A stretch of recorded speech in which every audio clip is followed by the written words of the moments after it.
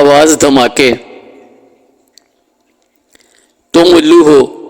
Inspector रमशेद अपने दफ्तर में बैठे काम कर रहे थे। एक आदमी कमरे में दाखिल हुआ और हाँफता हुआ कुर्सी पर बैठ गया। इंस्पेक्टर रमशेद ने उसे घूर कर देखा। एक तो बगैर इजाज़त अंदर घुस आया था और फिर बगैर कुछ कहे कुर्सी पर बैठ गया। मज़े की बात तो ये थी कि कुर्सी पर बैठ जाने के बाद भी कुछ न बोला। वो बहुत मोटा था, जिस्म पर बेहतरीन सूट था, उंगलियों में हीरों की अंगूठियाँ थीं। कई सेकंड तक इंतजार करने के बाद आखिर इंस्पेक्टर रमशेद अपने गुस्से को दबाते हुए नरम आवाज़ में बोले, जी फरमाइए, आपको मुझसे क्या काम है? एक मिनट, उसने 1 मिनट कई किस्तों में कहा और फिर खामोश हो गया। उसका सांस बुरी तरह फूला हुआ था, जैसे बहुत दूर से भागता हुआ आया हो। इंस्पेक्टर रमशेद उसे हैरत से देखने लगे और वो बैठा हाँफता रहा। आखिर 2 मिनट के बाद उसका सांस दुरुस्त हुआ और मुंह खुला। माफ़ कीजिएगा, ये मोटापा देख रहे हैं, इससे मुझे कहीं का नहीं छोड़ा।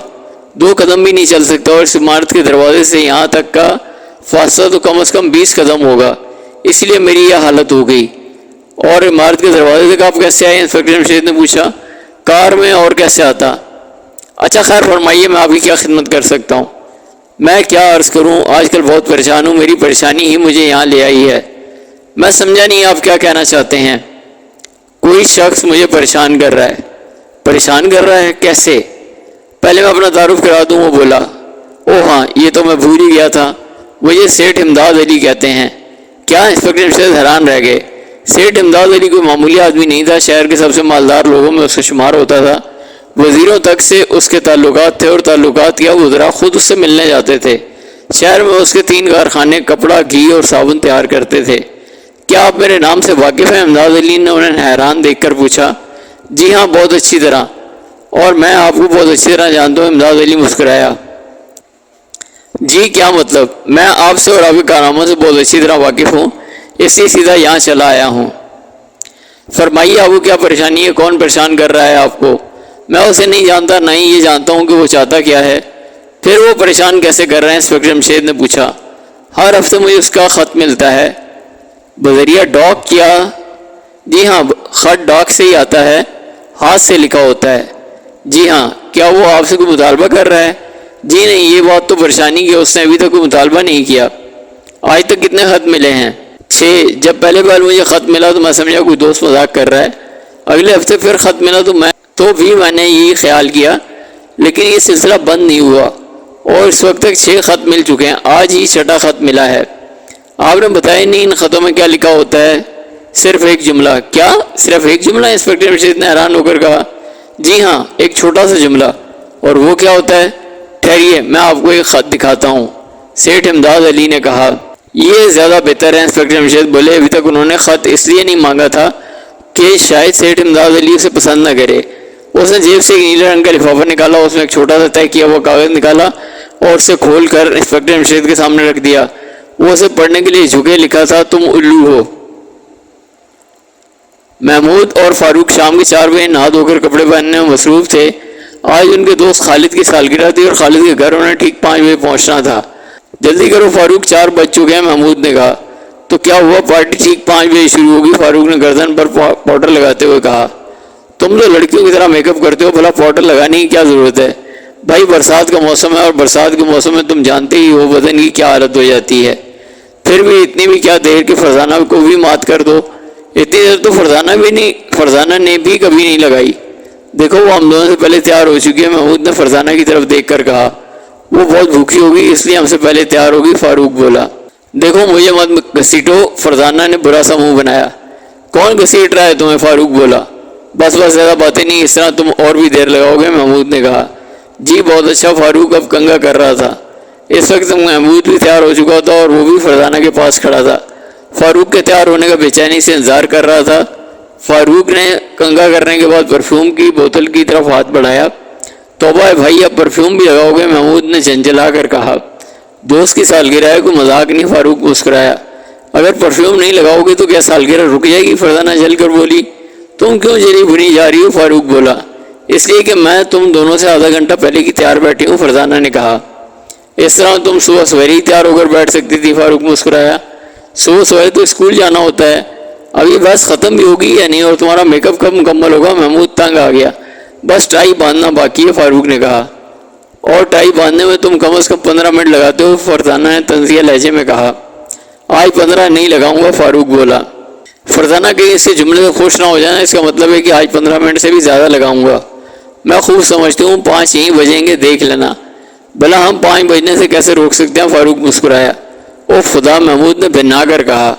اب خدا یاد آ گیا؟ چلو خیر، میرے دیر لگانے کا اتنا فائدہ تو ہوا کہ تم لوگوں کو خدا یاد آ گیا۔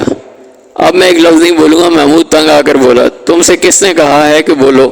فاروق بدستور مسکرائے جا رہا تھا۔ آخر کار فاروق تیار ہو گیا، اس نے باقاعدہ اعلان کیا۔ میں تیار ہو چکا ہوں۔ اس کے لہجے میں حد درجے شوخی رچی بسی ہوئی تھی۔ دیکھ لو کہیں کوئی کسر نہ رہے گی، وہ فرزانہ جل بھن کر بولی۔ او ہاں، آئینے پر الوداعی نظر ڈالنا تو بھول ہی گیا، فاروق پھر مسکرایا۔ چلو یار نکلو، محمود عاجز آ گیا۔ تینوں کمرے سے نکل کر برآمدے میں آئے، یہاں بیگم جمشید بیٹھی سویٹر بن رہی تھیں۔ ہو گئے تم لوگ تیار؟ انہوں نے پوچھا۔ جی ہم نہیں، صرف فاروق تیار ہوا، ہم تو صرف اس کے تیار ہونے کا انتظار کر رہے تھے۔ محمود کے سوا پر بیگم جمشید بے ساختہ مسکرا دیں۔ کیا تحفہ دے رہے ہو تم خالد کو؟ انہوں نے پوچھا۔ امی جان یہ ابھی نہ پوچھے، محمود نے کہا۔ کیوں؟ انہوں نے حیران ہو کر کہا۔ سارا مزہ کرکرا ہو جائے گا، نہ مجھے یہ معلوم ہے کہ فاروق اور فرزانہ کیا دے رہے ہیں، اور نہ فاروق کو معلوم ہے میں اور فرزانہ کیا دے رہے ہیں، اور نہ ہی فرزانہ کو معلوم ہے کہ محمود بتانے لگا کہ تم اور فاروق کیا دے رہے ہو۔ بیگم جمشید نے اس کا جملہ مکمل کر دیا۔ جی ہاں، محمود بولا۔ اسے راز رکھنے کی کیا ضرورت ہے؟ انہوں نے پوچھا۔ جب تحفے کھولے جائیں گے ذرا لطف رہے گا، اس سے پہلے ہم تینوں یہی سوچتے رہیں گے کہ دیکھیں ایک دوسرے کے پیکٹ میں سے کیا نکلتا ہے۔ تم جاؤ گے کیسے؟ خالد کا گھر تو کافی دور ہے۔ ابا جان نے ٹیکسی کے پیسے دے دیے ہیں، فاروق نے بتایا۔ بہت خوب، اچھا بھائی، خدا حافظ، بیگم جمشید شفقت سے لبریز آواز میں بولی۔ جی خدا حافظ، تینوں ایک ساتھ بولے اور گھر سے نکل آئے۔ خالد ان کا بے چینی سے انتظار کر رہا تھا، پورا حال مہمانوں سے بھرا ہوا تھا۔ وہ انہیں دیکھتے ہی چلایا۔ تم تینوں بھی عجیب ہو، اتنی دیر سے آئے ہو؟ اس سے غصے کے آثار جھلک رہے تھے۔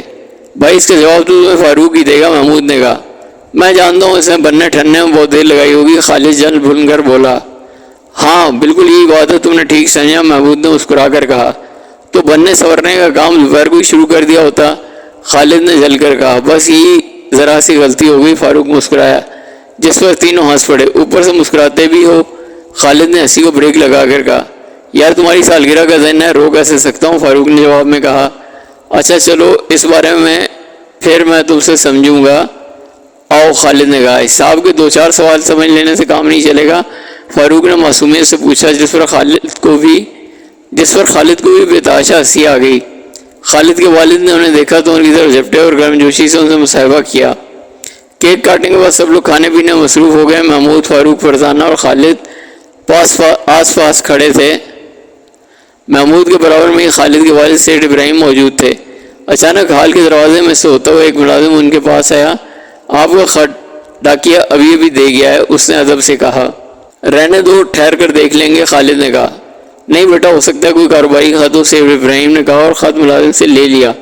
انہوں نے لفافہ چاک کیا اور اس میں سے پرچہ نکالا۔ یہ ایک چھوٹا سا پرچہ تھا جس پر دوسرے ہی لمحے ان کی آنکھیں حیرت سے پھیل گئیں۔ محمود، فاروق اور فرزانہ نے بھی اس بات کو محسوس کیے بغیر نہ رہ سکے۔ کیا ہوا انکل، خیر تو ہے؟ محمود نے پوچھا۔ خالد بھی اس طرح متوجہ ہو گیا۔ کہا کچھ نہیں، وہ اکلائے ان کا رنگ اڑ گیا۔ کچھ تو ہے، محمود بول اٹھا۔ یہ خط، سیٹھ ابراہیم نے مشکل کہا۔ چاروں نے خط کو دیکھا۔ کاغذ کے پرزے پر صرف ایک جملہ لکھا تھا، تم الو ہو۔ انسپکٹر جمشید نے آنکھیں پھاڑ پھاڑ کر اس جملے کو دیکھا اور پھر سیٹھ امداد علی کی طرف دیکھا۔ کیا مطلب؟ انہوں نے کہا۔ مطلب تو خود میری سمجھ میں نہیں آیا، امداد علی نے عاجز آ جانے والے انداز میں کہا۔ باقی 5 خطوط پر بھی یہی جملہ لکھا ہے؟ انسپکٹر جمشید نے پوچھا۔ ہاں، کاغذ بھی اسی قسم کا ہے۔ ہاں، 6 کے 6 کاغذ ایک جیسے ہیں، اس نے بتایا۔ اور نیچے کسی کے دستخط نہیں ہوتے؟ جی نہیں۔ حیرت ہے، آخر خط لکھنے والا چاہتا کیا؟ انسپکٹر جمشید سوچ میں ڈوبتے ہوئے بڑبڑائے۔ میں خود حیران ہوں۔ اچھا میں دیکھوں گا کہ یہ کیا معاملہ ہے۔ آپ ایسا کریں کہ یہ خط میرے پاس چھوڑ جائیں اور باقی 5 خط بھی مجھے بھیج دیں۔ اچھا لیکن آخر یہ چکر کیا ہے؟ امداد علی نے پوچھا۔ میں ابھی تک کچھ نہیں سمجھ سکا۔ دیکھو بھائی، میں بہت پریشان ہوں۔ میں آپ کی حالت سمجھ سکتا ہوں، تاہم فکر مند ہونے کی ضرورت نہیں۔ ظاہر ہے کہ اس کا ابھی تک تو کوئی مقصد سمجھ میں نہیں آیا۔ جب تک یہ معلوم نہ ہو جائے کہ وہ چاہتا کیا ہے، اس وقت تک فکر کرنے کی ضرورت نہیں ہے۔ اچھا میں چلتا ہوں، یہ میرا فون نمبر ہے، اگر کوئی بات معلوم کرنی ہو تو مجھے فون کر دینا، سیٹھ امداد علی نے اپنا کارڈ انہیں دیتے ہوئے کہا۔ ان کے نکلتے ہی چپراسی اندر داخل ہوا۔ ڈی آئی جی صاحب نے یاد فرمایا ہے۔ اچھا وہ اٹھ کھڑے ہوئے ڈی آئی جی صاحب کے کمرے میں داخل ہوئے تو چونک اٹھے. یہاں ملک کے مشہور ماہر نفسیات پروفیسر جیلانی بیٹھے تھے. یہ کوئی معمولی آدمی نہ تھے, بہت بڑی حیثیت کے مالک تھے اور براہ راست وزیر اعظم تک سے تعلقات تھے. السلام علیکم, انسپکٹر جمشید نے کہا. آؤ جمشید آؤ, بیٹھو, انہیں جانتے ہو؟ ڈی آئی جی صاحب بولے. جی انہیں کون نہیں جانے گا, انسپکٹر جمشید نے بااخلاق لہجے میں کہا. یہ مجھ سے ناراض ہیں. کیا مطلب؟ یہ ہمارے پورے ڈپارٹمنٹ سے ناراض ہیں, ڈی آئی جی نے کسی قدر مسکرا کر کہا. جی میں سمجھا نہیں. کوئی نامعلوم شخص انہیں کئی ہفتوں سے عجیب نوعیت کی خط لکھ رہا ہے. پہلے تو یہ اسے کسی دوست کی شرارت سمجھے, لیکن جب سلسلہ بند نہ ہوا تو میرے پاس چلے آئے. وہ شخص کیا چاہتا ہے؟ انسپکٹر جمشید نے کہا. تمہارا سر, پروفیسر جیلانی نے بنا کر کہا. جی کیا مطلب؟ اگر مجھے معلوم ہو جاتا کہ وہ کیا چاہتا تو میں یہاں کیوں آتا؟ مجھے وہ کوئی خط دکھائیے, میں ایک کیا تمام خطوط دکھا دیتا ہوں, لیکن کان کھول کر سن لو. اگر 3 دن کے اندر اس سلو کے پٹھے کا پتہ نہ لگایا تو آپ کو ملازم سے الگ سمجھنا. پروفیسر کا لہجہ بہت سخت ہے. انسپکٹر جمشید کو غصہ آ گیا. معاف کیجیے, میں ایسے لہجے کا عادی نہیں, انہوں نے نرمی سے کہا. کیا کہا تم نے؟ میں تمہاری آج ہی رپورٹ کروں گا. جی ضرور کیجیے, انسپکٹر جمشید نے خشک لہجے میں کہا. ارے بھائی بات نہ بڑھاؤ, پروفیسر صاحب بہت پریشان ہیں. اور انسپکٹر اور پروفیسر صاحب, جمشید بہت لائق آدمی ہے, مجھے یقین ہے 3 دن کے اندر آپ کو مجرم پکڑ کر دکھا دے گا. آپ مطمئن رہیں, لیکن میں اس کی رپورٹ اوپر ضرور کروں گا. نہیں پروفیسر صاحب, میں آپ سے درخواست کرتا ہوں کہ ایسا نہ کیجیے, اس کے بغیر ہی ڈپارٹمنٹ لنگڑا ہو جائے گا. اچھا خیر یہی صحیح, تاہم 3 دن کی مہلت کے بعد میں کچھ برداشت نہیں کر سکوں گا. ٹھیک ہے, آپ وہ خطوط انسپکٹر جمشید کو دکھا دیں, ڈی آئی جی نے مصالحانہ لہجے میں کہا. پروفیسر جیلانی جیب سے خطوط نکالے اور ان کے سامنے پھینک دیے. دوسرے لمحے انسپکٹر جمشید اور ڈی آئی جی صاحب کی آنکھیں پھٹی کی پھٹی رہ گئیں. تمام خطوط پر صرف ایک ہی جملہ لکھا تھا, تم الو ہو. کیا مطلب؟ محمود نے ہوش میں آ کر پوچھا. اس قسم کے 2 خط مجھے پہلے ہی مل چکے ہیں, سیٹھ ابراہیم نے دھیمی آواز میں بتایا, تاکہ دوسرے لوگ اس سے متوجہ نہ ہوں. یہ ضرور آپ کے کسی دوست کی شرارت ہے, فاروق نے خیال ظاہر کیا. میں نے بھی یہی سوچا تھا, لیکن اتنا لمبا مذاق نہیں, یہ مذاق نہیں ہے, سیٹھ ابراہیم نے پریشان ہو کر کہا. کیا میں یہ خط دیکھ سکتا ہوں؟ محمود نے پوچھا. ہاں کیوں نہیں, یہ لو. محمود نے کاغذ کا پرزہ اپنے ہاتھ میں لے کر دیکھا. یہ نیلے رنگ کا تھا, جملے کے نیچے کسی کا نام نہیں تھا. اس سے پہلے وہ خط آپ کو ملے ہیں, کیا وہ بھی اسی قسم کے تھے؟ اس نے پوچھا. ہاں بالکل اسی قسم کا, یہی جملہ لکھا تھا اور کاغذ بھی یہی تھا. آپ یہ خط ہمارے پاس رہنے دیں, ہم ابا جان سے مشورہ کریں گے, محمود نے کہا. یہ ٹھیک رہے گا, تمہارے ذہن میں اچھی ترکیب آئی ہے, سیٹھ ابراہیم مطمئن لہجے میں بولے. پارٹی سے فارغ ہو کر وہ ایک ٹیکسی میں گھر کی طرف روانہ ہوئے. کچھ خط کے بارے میں اندازہ لگایا ہے؟ محمود نے پوچھا. ہاں فاروق بولا. کیا یہی کہ یہ خط ہے؟ فاروق مسکرایا. ارے کمال ہے, تم نے تو یہ بات معلوم کر لی. محمود نے الٹا حملہ کیا. بالکل, فاروق نے ڈٹائی سے کہا. اور فرزانہ تم نے کیا اندازہ لگایا؟ محمود نے پوچھا. میرا خیال ہے یہ کوئی ایسا مسئلہ نہیں جس پر ہم پریشان ہو جائیں, فرزانہ نے کہا. تم کوئی ایسا مسئلہ بتاؤ جس پر پریشان ہوا جا سکے, فاروق نے کہا. یہ ضرور انکل ابراہیم کی کسی دوست کی شرارت ہے, فرزانہ نے اس کے جملے کو خاطر میں نہ لاتے ہوئے کہا. میرا بھی یہ خیال ہے, محمود نے اس کی تائید کی. تب پھر نئی بات کیا ہوئی؟ اس خیال کا اظہار تو انکل ابراہیم بھی کر چکے ہیں, تو تم کیا کہنا چاہتے ہو؟ محمود نے اسے گھورا. گھورتے کیوں؟ میں کچھ نہیں کہتا, فاروق نے مصنوعی گھبراہٹ طاری کر لی. اچھا نہیں گھورتا, بتاؤ تمہارے ذہن میں کیا بات آئی ہے؟ محمود نے مسکرا کر کہا. تو پہلے کیوں اس طرح مسکرا کر نہیں پوچھا؟ فاروق نے اکڑ دکھاتے ہوئے کہا. ارے بھائی غلطی ہو گئی, چلو بتاؤ, مجھے تو اس سے جرم کی بو آ رہی ہے. آخر فاروق نے اپنا خیال ظاہر کیا. لو بھائی فرزانہ, محمود نے کچھ کہنا چاہا لیکن فوراً ہی فرزانہ نے بات کاٹ دی. لاؤ یہ کہتے ہو کہ تم نے ہاتھ بھی پھیلا دیا. اچھا تمہارے اندر بھی شرارت کی حس بازار ہوگی. ہاں میں کیا کہہ رہا تھا؟ محمود نے اسے گھورا. یہی کہ لو بھائی فرزانہ نے یاد دلایا. ہاں انہیں تو آنے لگی جرم کی بو. تو کیا غلط آ رہی ہے؟ فرزانہ نے پوچھا. کیا مطلب؟ محمود چونکا. میں بھی یہ محسوس کر رہی ہوں کہ آخر خط لکھنے والا کیا چاہتا ہے, فرزانہ نے کچھ سوچتے ہوئے کہا. یہ ہم کیسے بتا سکتے ہیں؟ محمود نے کہا. میں بتا سکتا ہوں, فاروق بول اٹھا. تو بتاؤ نا. وہ شخص انکل کو پریشان کرنا چاہتا ہے, یہ تو ایک چھوٹا سا بچہ بھی سمجھ سکتا ہے. محمود نے برا سا منہ بنایا. کچھ تم ہی بتاؤ, تم نے کیا اندازہ لگایا؟ فاروق نے چل کر کہا. بتا دوں؟ ہاں کیا حرج ہے, ابھی تک تو سمجھ نہیں سکا, محمود نے معصومیت سے کہا. لا حول ولا قوت, فاروق جھنجھلا اٹھا. بس یہیں روک لو, محمود نے ٹیکسی ڈرائیور سے کہا. وہ باتوں میں گھر سے چند گز آگے ہی نکل آئے تھے. وہ گھر میں داخل ہوئے. انسپکٹر جمشید اور بیگم جمشید ناشتے کی میز پر بیٹھے ہوئے باتیں کر رہے تھے. وہ شام کی چائے سے فارغ ہو چکے تھے. السلام علیکم تینوں نے ایک ساتھ کہا۔ وعلیکم السلام، تم آگے کہو پارٹی کیسی رہی؟ بیگم جمشید بولی۔ جی بہت اچھی ہوں۔ خالد کو تحفے تو بہت ملے ہوں گے؟ بیگم جمشید نے پوچھا۔ جی ہاں، 3 میزیں تحائف سے بھر گئی تھیں۔ محمود نے اپنے والد کی طرف دیکھتے ہوئے کہا۔ ابا جان آپ کچھ چپ ہیں، خیر تو ہے؟ آخر فاروق نے ان سے پوچھا۔ ہوں کچھ نہیں، وہ بولے۔ کچھ بات تو ضرور ہے، فرزانہ نے کہا۔ نہیں بھائی کوئی بات نہیں، ہم آپ کو ایک چیز دکھانا چاہتے ہیں۔ محمود نے کہا ضرور دکھاؤ۔ انسپکٹر جمشید نے بے خیالی میں کہا۔ انکل ابراہیم کو آج ایک خط ملا ہے۔ اچھا پھر؟ وہ خط کسی نامعلوم آدمی نے لکھا ہے۔ کیا؟ انسپکٹر جمشید چونک اٹھے۔ وہ اپنی کرسی پر سیدھے ہو کر بیٹھ گئے۔ اس خط پر صرف ایک جملہ لکھا ہے۔ محمود نے ڈرامائی انداز میں کہا، اور وہ جملہ ہے تم الو ہو۔ محمود کے بجائے انسپکٹر جمشید نے بے چین ہو کر کہا کیوں ٹھیک ہے؟ اب باری تھی ان تینوں کے چونکنے کی۔ ان کی آنکھیں پھٹی کی پھٹی رہ گئیں۔ نیا حکم۔ شاہین روڈ پر سرخ رنگ کی ایک عمارت کے ایک کمرے میں رکھے ہوئے فون کی گھنٹی بجی۔ کمرے میں کوئی شخص موجود نہیں تھا، گھنٹی بجتی رہی۔ آخر باتھ روم کا دروازہ کھلا اور ایک ادھیڑ عمر کا آدمی فون کی طرف بڑھا۔ اس کے چہرے میں چھوٹی سی داڑھی تھی، اس کے آدھے بال سیاہ اور آدھے سفید تھے، آنکھوں پر چشمہ تھا، شاید اس کی نظر کمزور تھی، شکل انگریزوں جیسی تھی۔ ریسیور کان سے لگاتے ہی اسے آواز آئی، اتنی دیر جانتے ہو وقت ضائع کرنے کی سزا ہمارے یہاں کیا ہے؟ دوسری طرف سے سخت کھردری آواز میں کہا گیا۔ جی میں باتھ روم میں تھا، داڑھی والے نے گھبرا کر کہا۔ اور کیا تم یہ ہدایت بھول گئے کہ باتھ روم میں جاؤ تو فون بھی ساتھ لے کر جاؤ؟ غلطی ہو گئی، وہ اکلایا۔ آئندہ سے غلطی تو وہ سزا ملے گی جو جبرو کو ملی تھی، دوسری طرف سے سرد لہجے میں کہا گیا۔ سر سمجھ گیا سر۔ وہ جبرو کے نام پر کپ کپا اٹھا۔ 1 ماہ پہلے جبرو سے اس قسم کی غلطی سرزدہ ہوئی تھی۔ آج تک جبرو کو پھر کسی نے نہیں دیکھا تھا، اس لیے داڑھی والے کی آواز کپ کپا اٹھی تھی۔ کیا رپورٹ ہے؟ دوسری طرف سے پوچھا گیا۔ سیٹ امداد علی انسپکٹر جمشید کے پاس گیا تھا اور دوسری طرف سے پوچھا گیا۔ پروفیسر جیلانی سیدھا ڈی آئی جی کے پاس جا پہنچا۔ داڑھی والے نے بتایا۔ بڑا آدمی ٹھہرا نا؟ کوئی اور؟ جی باقی لوگوں میں سے کوئی ابھی تک کوئی ان کے پاس نہیں گیا، سب کی نگرانی ہو رہی ہے، سب جائیں گے، بے فکر رہو۔ ہاں تمہیں ایک کام کرنا ہے، دوسری طرف سے کہا گیا۔ فرمائیے، اس نے مؤدب ہو کر کہا۔ دیکھو جارج، یہ کام تم اپنے آدمیوں سے نہیں لوگے، خود کرو گے۔ جی بہتر، داڑھی والے نے کہا جسے جارج کہہ کر پکارا گیا تھا۔ انسپکٹر جمشید کو قتل کر دو۔ جی؟ جارج کی آنکھیں پھیچی رہ گئیں۔ جی؟ جارج کی آنکھیں پھٹی رہ گئیں، ان میں حیرت سے زیادہ خوف تھا۔ کیوں ڈر گئے؟ دوسری طرف سے ہنس کر کہا۔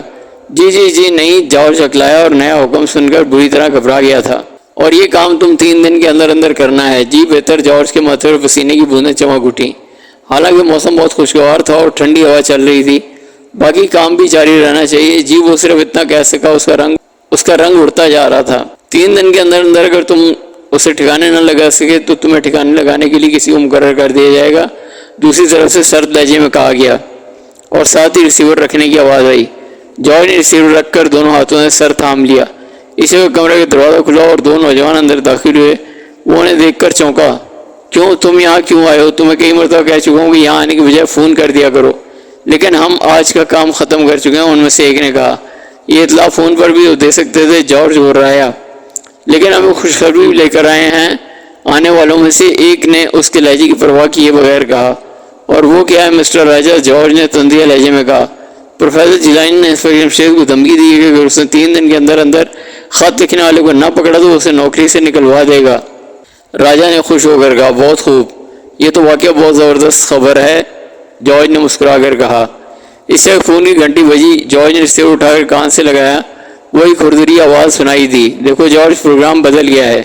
جی میں سمجھا نہیں، جارج نے چونک کر کہا۔ 3 دن کی مہلت ختم، تمہیں یہ کام اسی وقت کرنا ہے، لیکن مجھے ابھی ایک اطلاع ملی ہے۔ وہ کیا؟ پروفیسر جیلانی نے انسپکٹر جمشید کو دھمکی دی ہے کہ اگر اس نے 3 دن کے اندر اندر خطوط لکھنے والے کو گرفتار نہ کیا تو اسے نوکری سے نکلوا دے گا۔ جارج نے بتایا۔ تو پھر تم کیا کہنا چاہتے ہو؟ دوسری طرف سے پوچھا گیا۔ میرا مطلب ہے کیا اس صورت میں بھی آپ کا حکم وہی رہے گا؟ کیوں نہیں؟ کیا تم سمجھتے ہو نوکری سے نکل جانے کے بعد وہ چین سے بیٹھ جائے گا؟ نہیں، اس کا اس دنیا میں رہنا ہمارے لیے بہت خطرناک ہے، فوراً روانہ ہو جاؤ۔ کیا میں اپنے کچھ ماتحتوں کو ساتھ لے جا سکتا ہوں؟ جو جی میں آئے کرو، تمہیں مکمل اختیار ہے۔ دوسری طرف سے فون رکھ دیا گیا۔ کیا ہمیں اجازت ہے؟ راجہ نے پوچھا۔ نہیں، تم اور شاکر میرے ساتھ چلو گے۔ کہاں؟ راجہ نے پوچھا۔ انسپکٹر جمشید کے خاتمے کا حکم ملا ہے۔ خاتمہ؟ شاکر نے حیران ہو کر کہا۔ ہاں، تم خاتمے کا مطلب ہی نہیں سمجھتے؟ حیرت ہے، آپ کو کیسے معلوم ہوا؟ محمود نے پوچھا۔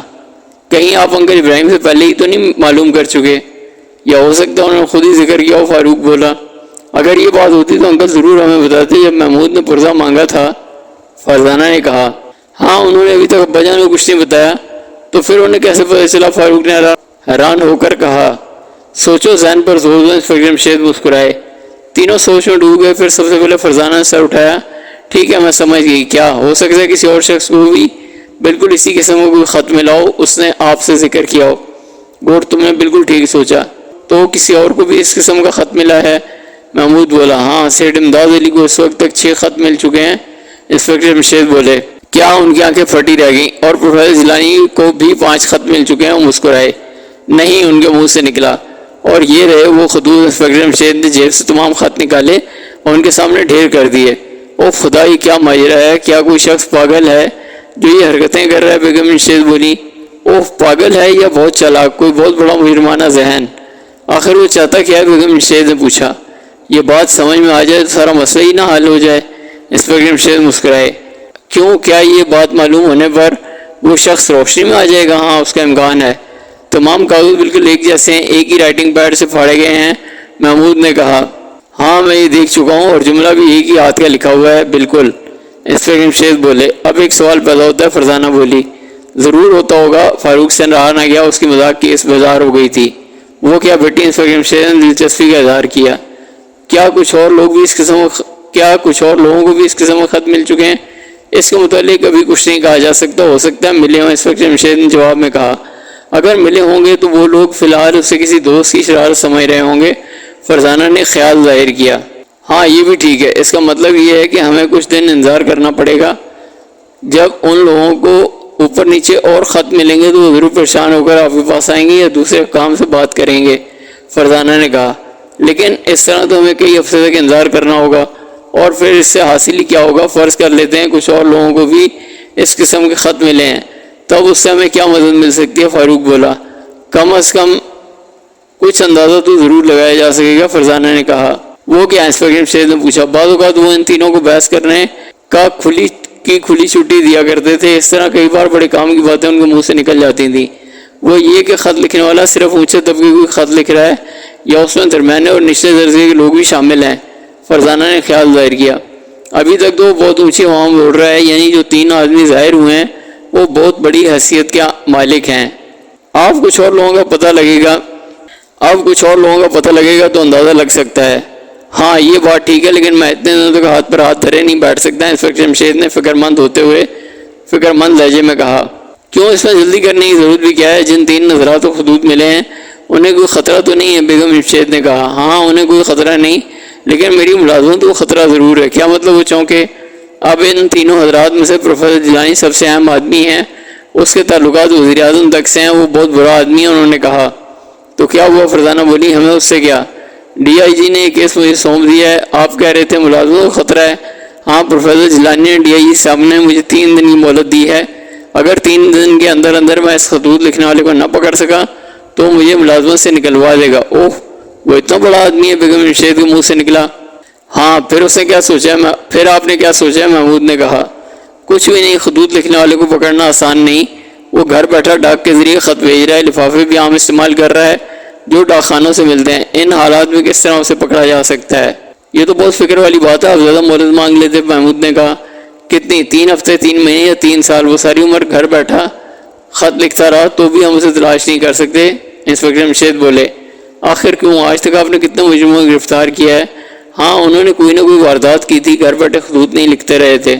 شہر کی آبادی 20-25 لاکھ سے کم نہیں ہے، 200-400 آدمیوں کی تلاشی تو لی جا سکتی ہے، لیکن ان کے الفاظ درمیان میں رہ گئے۔ دروازے پر کسی نے دستک دی۔ تینوں سرخ رنگ کی مار سے باہر نکل کر ایک سرخ رنگ کی کار میں بیٹھ گئے۔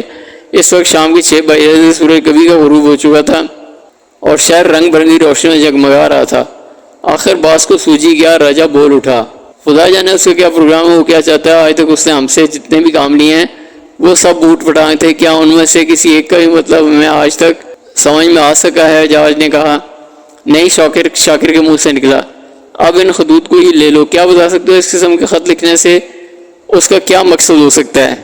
میں حیران ہوں، جارج کہہ رہا تھا۔ بس تو پھر جو کہا جائے خاموشی سے اس پر عمل کرتے ہو، اس میں ہماری بہتری ہے۔ انسپکٹر جمشید آج تک صحیح سلامت پھر رہا ہے، وہ موم کا بنا ہوا نہیں، اس شہر میں اس کے سینکڑوں دشمن ہوں گے۔ راجہ نے کہا ہاں لیکن ہمارے باس نے پہلی مرتبہ اس کی طرف توجہ دی ہے، نہ جانے کیوں۔ اسے ڈر ہوا کہ وہ 3 دن کے اندر اندر اس تک نہ پہنچ جائے۔ آخر رزق کی ملازموں کا سوال پیدا ہو گیا ہے۔ ہاں ٹھیک ہے، لیکن اب وہ ملازموں کی فکر سے ہمیشہ کے لیے آزاد ہو جائے گا، شاکر نے کہا۔ تم تو بس خاموش ہی رہا کرو۔ راجا نے برا سا منہ بنایا۔ اسے نہ جانے کیوں شاکر کی آواز سے چڑ تھی۔ پروگرام کیا ہے؟ شاکر نے اس کی بات پر دھیان نہ دیتے ہوئے کہا۔ جارج سے پوچھا جو کار چلا رہا تھا۔ انسپکٹر جمشید ہم میں سے کسی کو نہیں جانتا، لہذا ہم اس سے باقاعدہ ملاقات کریں گے۔ وہ ہمیں اپنے ڈرائنگ روم میں بٹھائے گا۔ اور پھر جارج کچھ کہتے کہتے رک کر مسکرانے لگا۔ اور پھر کیا؟ اور پھر تم جانتے ہو کہ میرا نشانہ کتنا پختہ ہے، جارج بولا۔ لیکن گھر کے دوسرے افراد پستول کے چلنے کی آواز ان 2 خطروں کا کیا سوچا ہے؟ گھر کے دوسرے افراد کا ڈرائنگ روم میں کیا کام؟ دوسری بات یہ کہ پستول کا دھماکہ نہیں ہوگا، جارج نے کہا۔ کیا مطلب؟ راجا نے حیران ہو کر کہا۔ پستول پر سائلنسر، ایک آلہ جو آواز پیدا نہیں ہونے دیتا، لگا ہوا ہے۔ بہت خوب، کتنا مکمل پروگرام ہے۔ کیوں؟ شاکر کی بھونٹی آواز سنائی دی۔ جی ہاں بہت، تم چپ نہیں رہ سکتے۔ اچھا، شاکر نے شانے اچکائے۔ ایک اور بات جس کا شاید تمہیں خیال نہیں رہا، جارج نے کہا۔ لاش کو ٹھکانے لگانے کا؟ راجا نے پوچھا۔ نہیں، ہمیں اسے ٹھکانے لگانے کی کیا ضرورت ہے؟ پھر اور کیا؟ گھر کے دوسرے افراد ہمیں دیکھ سکتے ہیں، بعد میں پولیس کو ہمارے اہلیے بتائیں گے، کار کا رنگ اور نمبر بھی بتا سکتے ہیں۔ اس صورت میں ہمارا پکڑا جانا یقینی ہے، جارج نے مسکرا کر کہا۔ اوہ، اس طرح تو میرا دھیان ہی نہیں گیا، راجا نے کہا۔ جا بھی کہہ سکتا ہے، تم تو میری آواز کے پیچھے پڑے رہتے ہو، شاکر نے چل کر کہا۔ تم پھر بولے، راجا کو غصہ آ گیا۔ فکر نہ کرو، میں کار کو گلی کے موڑ پر کھڑا کر دوں گا اور انسپکٹر جمشید کے گھر تک ہم پیدل جائیں گے، اور ہمارے حلیے اس کا کوئی حل میرے پاس نہیں ہے۔ میں اپنی داڑھی کی وجہ سے فوراً پہچانا جا سکتا ہوں، تم دونوں اپنی مونچھوں کی وجہ سے، جارج بولا۔ کیا خیال ہے آپ اپنی داڑھی منڈوا دیں اور ہم مونچھیں؟ شاکر نے بے خیال ہو کر کہا۔ بہت خوب، اس کام سے فارغ ہو کر ہم یہی کریں گے، جارج نے جوش کی حالت میں کہا۔ کیا مطلب؟ دونوں چونکے۔ ہم یہاں سے فرار ہونے کے بعد داڑھی اور مونچھوں کو صاف کر دیں گے۔ بہت خوب، شاکر تم نے بہت شاندار ترکیب بتائی ہے۔ یہ کہتے ہوئے اس نے کار روک لی۔ کار گلی کے موڑ پر رکی تھی۔ اس گلی میں کے آخر میں انسپکٹر جمشید کا مکان تھا۔ وہ کار سے اترے اور اطمینان سے قدم اٹھانے لگے۔ قاتلانہ حملہ۔ محمود ذرا دیکھنا باہر کون ہے؟ انہوں نے محمود سے کہا۔ جی اچھا۔ محمود اٹھا اور دروازے پر آیا۔ دروازہ کھولنے پر اسے 3 آدمی نظر آئے جنہوں نے شریفانہ لباس پہن رکھے تھے۔ محمود نے انہیں حیران ہو کر دیکھا۔ آخر اس نے کہا، جی فرمائیے، کیا انسپکٹر جمشید کا گھر یہی ہے؟ ان میں سے ایک نے پوچھا۔ ہاں، محمود نے جواب دیا، ہم ان سے ملنا چاہتے ہیں، ہمیں ایک عجیب مصیبت میں گرفتار ہیں۔ ان میں سے ایک بولا۔ عجیب مصیبت؟ محمود نے سوالیہ انداز میں کہا۔ ہاں، یہ ہم انسپکٹر صاحب کو بھی بتا سکتے ہیں۔ اچھا آپ ٹھہرے، میں دیکھتا ہوں وہ کہاں ہیں۔ محمود نے کہا۔ کیا مطلب؟ کیا وہ گھر پہ نہیں ہیں؟ تھوڑی دیر پہلے اپنے کمرے میں ضرور تھا، معلوم نہیں۔ تو ٹھیک ہے، معلوم کر لو۔ محمود اندر آیا۔ انسپکٹر جمشید سوالیہ نظروں سے دیکھ رہے تھے۔ باہر 3 آدمی موجود ہیں، وہ آپ سے ملنا چاہتے ہیں۔ انہیں مجھ سے کیا کام ہے؟ ان کا کہنا ہے وہ کسی عجیب مصیبت میں گرفتار ہیں۔ عجیب مصیبت؟ کیا مطلب؟ انسپکٹر جمشید نے چونک کر کہا۔ مطلب انہوں نے نہیں بتایا؟ تم نے انہیں بتا دیا کہ میں گھر میں موجود ہوں؟ جی نہیں، میں انہوں نے یقین سے نہیں بتایا۔ اچھا ٹھیک ہے، انہیں ڈرائنگ روم میں بٹھاؤ، کہہ دینا میں کپڑے بدل کر آتا ہوں۔ جی اچھا، محمود نے کہا اور پھر دروازے کی طرف چلا گیا۔ کون لوگ ہو سکتے ہیں؟ فرزانہ نے پوچھا۔ خدا جانے، فاروق کے منہ سے نکلا۔ اور یہ عجیب سی مصیبت کا کیا مطلب؟ فرزانہ نے سوچ میں ڈوب کر کہا۔ مطلب وہی بتائیں گے، میں کوئی نجومی نہیں ہوں، فاروق بولا۔ جہاں تک میرا خیال ہے آپ کو محتاط ہو جانا چاہیے، فرزانہ اچانک بولی۔ کیا مطلب؟ بیگم جمشید اور فاروق ایک ساتھ بولے۔ ابا جان کو 3 دن کی مہلت دی گئی ہے، ظاہر ہے کہ مجرموں کو اس مہلت کا پتہ چل گیا ہوگا، لہذا انہیں فکر ہوگی کہ ابا جان 3 دن کے اندر ان کا پتہ نہ لگا لیں، اس صورت میں چین سے نہیں بیٹھیں گے۔ ارے اتنی دور کی نہ سوچا کرو، خطوط لکھنے والا اتنا بیوقوف نہیں ہو سکتا کہ خود ہی کوئی کارروائی کر بیٹھے، یہ ضرور غیر متعلق شخص ہیں، انسپکٹر جمشید نے ہنس کر کہا۔ اس وقت محمود وہاں پہنچ کر بولا، میں انہیں کمرے میں بٹھایا ہوں۔ ابا جان میرا دل گھبرا رہا ہے، فرزانہ بولی۔ تم پاگل تو نہیں ہو گئی ہو؟ بھلا اس میں ڈرنے کی کیا بات ہے؟ وہ مجھ سے میرے گھر ملنے آئے ہیں، مجھے ان سے کیا خطرہ ہو سکتا ہے؟ اور پھر اگر وہ خطوط لکھنے والے سے کوئی تعلق رکھتے ہیں تو یہ اور اچھی بات ہے، کوئی کام کی بات ہی معلوم ہوگی۔ انہوں نے کہا، تو ہمیں بھی ساتھ لے جائیے، فرزانہ بضد تھی۔ نہیں بیٹے، اس کی ضرورت نہیں ہے، بے فکر رہو۔ انسپکٹر جمشید نے اس کا شانہ تھپتھپایا اور ڈرائنگ روم کی طرف چل پڑے۔ ان کے جاتے ہی فرزانہ بھی اٹھ کھڑی ہوئی۔ کہاں چلی؟ محمود نے پوچھا۔ ڈرائنگ روم تک جا رہی ہوں، فرزانہ نے فکر مند لہجے میں کہا۔ لیکن ابا جان برا مانیں گے، فاروق نے کہا۔ میں کمرے کے اندر تھوڑا ہی جاؤں گی تو پھر کھڑکی کے دروازے کی درز میں سے دیکھوں گی کیا چاہتے ہیں وہ لوگ۔ تمہیں تو وہم ہوا ہے، فاروق نے کہا۔ میں ہوں ہی وہمی، فرزانہ مسکرائی۔ اچھا پہلے کیوں نہ بتایا، فاروق نے حیران ہو کر کہا۔ اچھا تو وہمی صاحبہ جائیے، ہمارا دماغ نہ چاٹیے، تمہارا دماغ شاید کا نہیں ہے جو چاٹوں گی۔ فرزانہ نے برا سا منہ بنایا۔ شکریہ، فاروق ہنس کر بولا۔ اچھا ہی ہے یہ شاید کا نہیں ہے، ورنہ تم نے تو اسے کب کا چاٹ لیا ہوتا۔ تم دونوں میرے ساتھ نہیں چلو گے، فرزانہ نے پوچھا۔ ہم وہمی نہیں ہیں۔ ارے ہاں، اس کا تو مجھے خیال ہی نہیں رہا تھا۔ یہ کہہ کر وہ ڈرائنگ روم کی طرف چل پڑی۔ بائیں ہاتھ والی کھڑکی پر پہنچ کر اس نے اس کی جھری سے آنکھ لگا دی۔ یہ جھری ان تینوں نے خود ہی بنائی تھی۔ جو ہی اس کی آنکھ جھری میں لگی، وہ بکلا کر اس طرح پیچھے ہٹی جیسے اسے بجلی کا جھٹکا لگا ہو۔ کمرے کے اندر ان تینوں میں سے ایک نے اس کے والد پر پستول تانے۔ کمرے کے اندر ان تینوں میں سے ایک اس کے والد پر پستول تانے کھڑا تھا۔ انسپکٹر جمشید ساکت و جامد اس طرح کھڑے تھے جیسے وہ پتھر کے ہو گئے ہوں۔ انسپکٹر جمشید سیٹی بجاتے ہوئے ڈرائنگ روم میں داخل ہوئے۔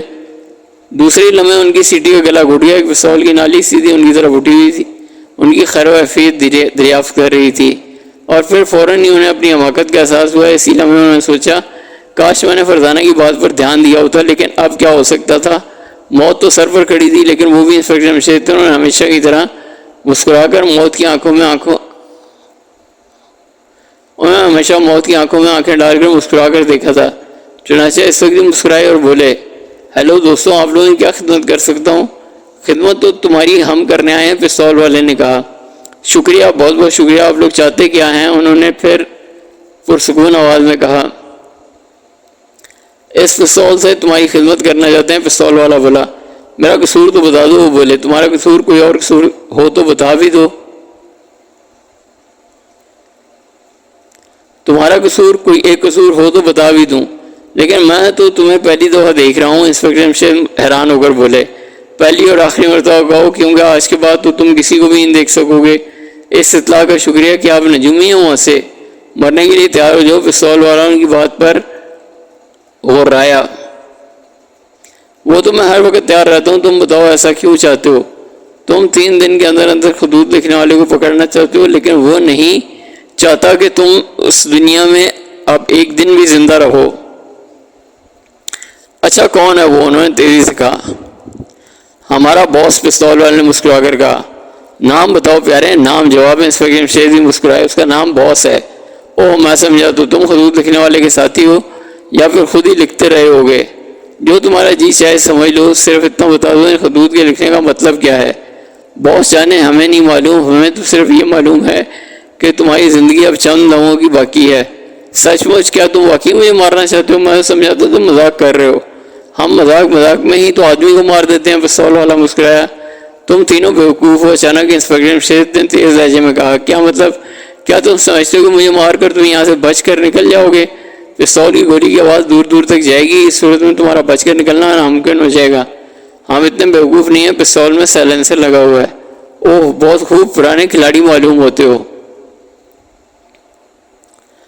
ساری عمر ایسی دھندوں میں گزاری ہے، یہاں بہت وقت ضائع ہو چکا، اب بس تمہارا وقت پورا ہو چکا ہے۔ اگر اللہ کی مرضی تو میں کون ہوتا ہوں دخل دینے والا؟ انسپکٹر جمشید نے صبر و شکر کے لہجے میں کہا۔ اتنا مشہور فراق کس طرح بے بسی کی موت مار رہا ہے؟ موت اس کے سر پر کھڑی اور وہ کچھ نہیں کر سکتا، پستول والے نے ہنس کر کہا۔ چھوڑو تم پستول چلاؤ، انسپکٹر جمشید نے پرسکون آواز میں کہا۔ پستول والے کی انگلی ٹریگر پر دباؤ ڈالنے لگی۔ انسپکٹر جمشید اپنے آپ کو بچانے کے لیے تیار ہو گئے۔ اس قسم کا مواقع سینکڑوں بار ان کی زندگی میں آ چکے تھے۔ گولی کئی بار ان کے جسم میں داخل ہوتے ہوتے رہ گئی تھی۔ جو ہی کوئی ان پر فائر کرتا، بجلی کی تیزی سے چھلانگ لگاتے تھے۔ اس وقت بھی وہ یہی کرنے والے تھے کہ اچانک فرزانہ کی آواز آئی۔ ابا جان، DIG صاحب آئے ہیں۔ وہ سب چونک اٹھے۔ فرزانہ نے بات ختم بھی نہیں کی تھی، وہ اسی طرح تیزی سے کہہ رہی تھی۔ ان کے ساتھ پولیس کے 3 آفیسر اور بھی ہیں، انسپکٹر اکرام اور 6 چند کانسٹیبل۔ وہ فوراً آپ سے ملنا چاہتے ہیں، یہ کہتے ہوئے فرزانہ ڈرائنگ روم میں داخل ہو گئی۔ اس کے اندر داخل ہوتے ہی پستول والے نے اپنا پستول پشت پر کر لیا۔ اوہ اچھا بیٹی، کیا تم نے ان کے لیے دروازہ کھول دیا ہے؟ جی ہاں، میں نے بتا دیا کہ آپ چند مہمانوں کے ساتھ یہاں موجود ہیں۔ چنانچہ وہ سیدھے ادھر ہی آ رہے ہیں، میں آپ کو بتانے کے لیے یہاں دوڑی آئی ہوں، فرزانہ نے بتایا۔ بہت خوب، کیوں دوستوں، اب تمہارا کیا پروگرام ہے؟ انسپکٹر جمشید مسکرا کر کہا۔ پروگرام اور ٹھیک ہے، ہم تمہاری بچی کے ساتھ باتھ روم میں رہیں گے، تم اپنے نئے مہمانوں سے بات کر لو، اگر تم سے انہیں ہمارے متعلق بتایا تو غسل خانے کا دروازہ کھلنے پر بچی کی لاش ہی ملے گی۔ یہ کہتے ہوئے اس کا پستول پھر سامنے آ گیا۔ دوسری لمحے اس کے ساتھی نے فرزانہ کو دونوں بازو سے پکڑ لیا اور غسل خانے کی طرف بڑھے، لیکن اندر داخل ہونے سے پہلے پستول والے نے کہا، ٹھہرو، اس وقت تک ان لوگوں کے کمرے کے پاس پہنچ جانا چاہیے تھا، لیکن ابھی تک قدموں کی آواز سنائی نہیں دی۔ کہیں یہ لڑکی جھوٹ تو نہیں بول رہی؟ اس کے الفاظ درمیان میں ہی رہ گئے۔ اسی وقت باہر قدموں کی آواز سنائی دی۔ وہ گھبرا کر غسل خانے کے اندر گھس گیا۔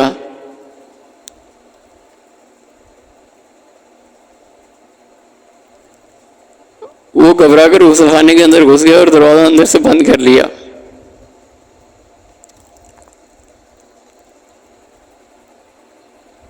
باہر قدموں کی آواز سن کر انسپکٹر شمشید بھی چونکے تھے، کیونکہ وہ تو یہی سمجھ رہے تھے کہ فرزانہ نے چال چلی ہے۔ وہ دروازے کی طرف لپکے اور ایک جھٹکے سے دروازہ کھول دیا۔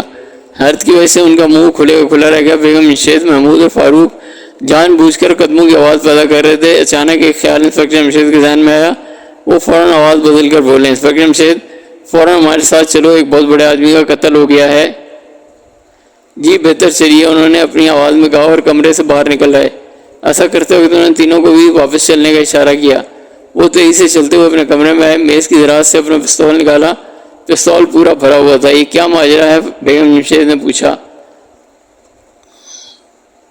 کیوں، تمہیں نہیں معلوم؟ ہمیں کچھ نہیں معلوم، ہم نے تو فرزانہ کی آواز سنی تھی۔ بیرون دروازے کی طرف دیکھا تو سمجھ گئے کہ کوئی گڑبڑ ہے، لہذا قدموں کی آواز پیدا کرتے ہوئے ڈرائنگ روم کی طرف چلے آئے۔ بہت خوب، اب سچویشن یہ کہ فرزانہ ان تینوں بدماشوں کے ساتھ باتھ روم میں بند ہے اور پستول ان کے پاس موجود ہے۔ وہ چاہتے کیا ہیں؟ جو وہ چاہتے ہیں اس وقت تک ہو بھی چکا ہوتا اگر فرزانہ عقل مندی نہ دکھاتی۔ کیا مطلب؟ فاروق حیران ہو کر بولا، وہ لوگ مجھے قتل کرنے آئے تھے؟ پستول مجھ پر چلانے ہی والے تھے کہ فرزانہ کی آواز آئی، اور پھر پھر اب کیا ارادہ ہے؟ بیگم شمشید نے کہا۔ محمود، فاروق، تم فوراً لکڑی کی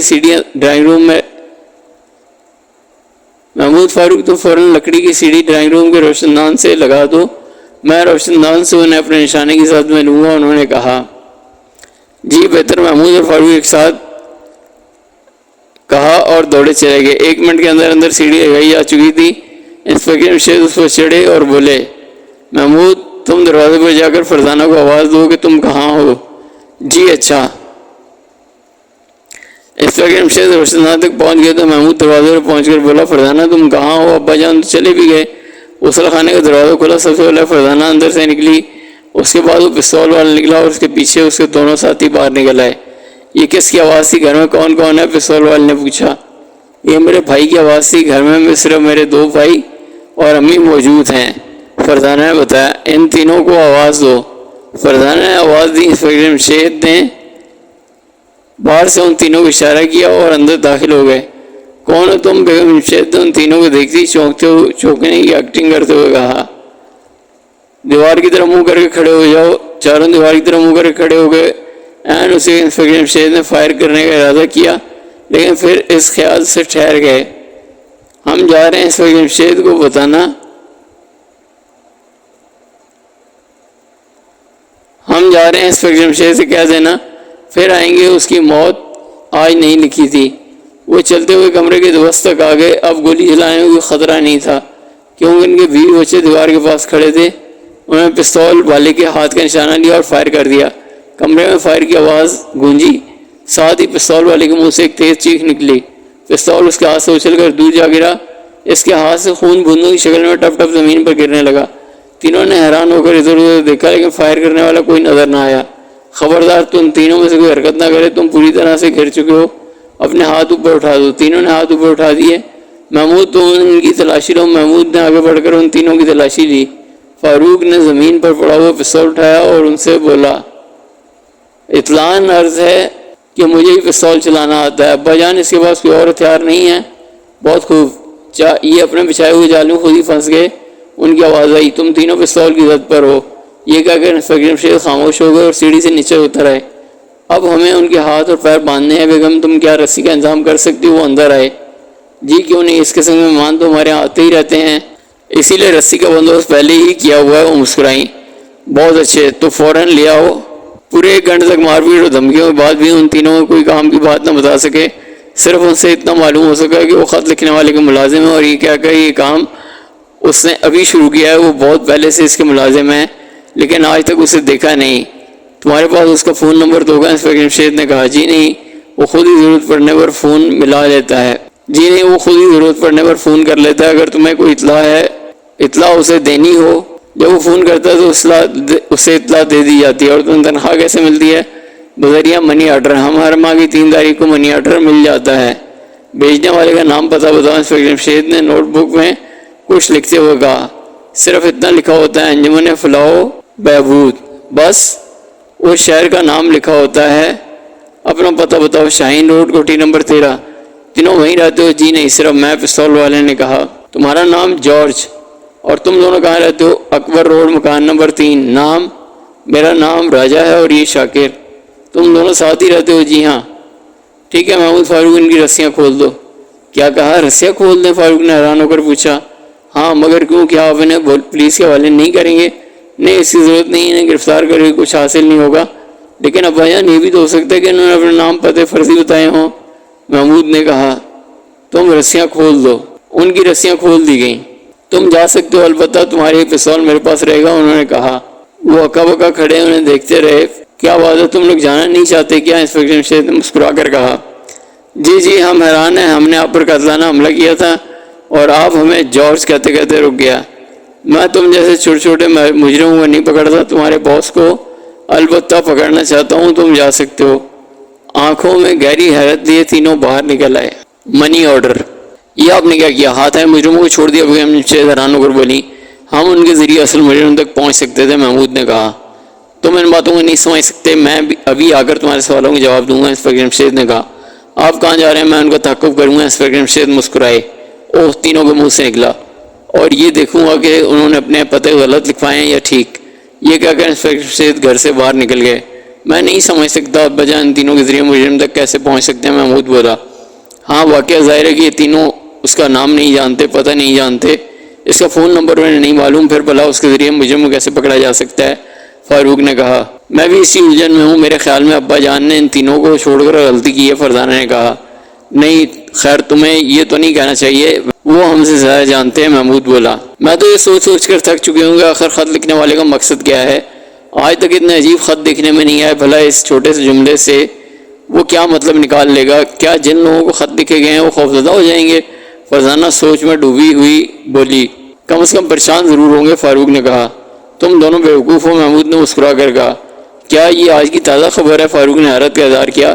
ہاں، وہ کیسے؟ فاروق نے پوچھا۔ جب سے ہمیں ان خطوط کے بارے میں پتہ چلا، ہم انہی کے متعلق سوچ رہے ہیں، سوچ کر پریشان ہو رہے ہیں۔ ٹھیک ہے، تو پھر تم کیا کہنا چاہتے ہو؟ بیگم جمشید نے پوچھا۔ جب ہمارا یہ حال ہے تو ان لوگوں کا کیا حال ہوگا جن کو خط ملے ہیں؟ کیا وہ لوگ ہم سے زیادہ پریشان نہیں ہوں گے؟ سوچ کر پاگل نہیں ہو رہے ہوں گے؟ محمود کے بعد میں ٹھہراؤ تھا۔ اوہ، واقعہ تم نے بڑے پتے کی بات کہی تھی تو ثابت ہوا کہ ہم دونوں بیوقوف ہیں، فاروق نے محمود کی بات کو مانتے ہوئے کہا۔ میں بھی اس بات کو تسلیم کرتی ہوں، محمود اس معاملے میں ہم سے آگے نکل گیا۔ تھوڑی دیر پہلے تم ہم سب سے جو آگے نکل گئی تھی، محمود نے مسکرا کر کہا۔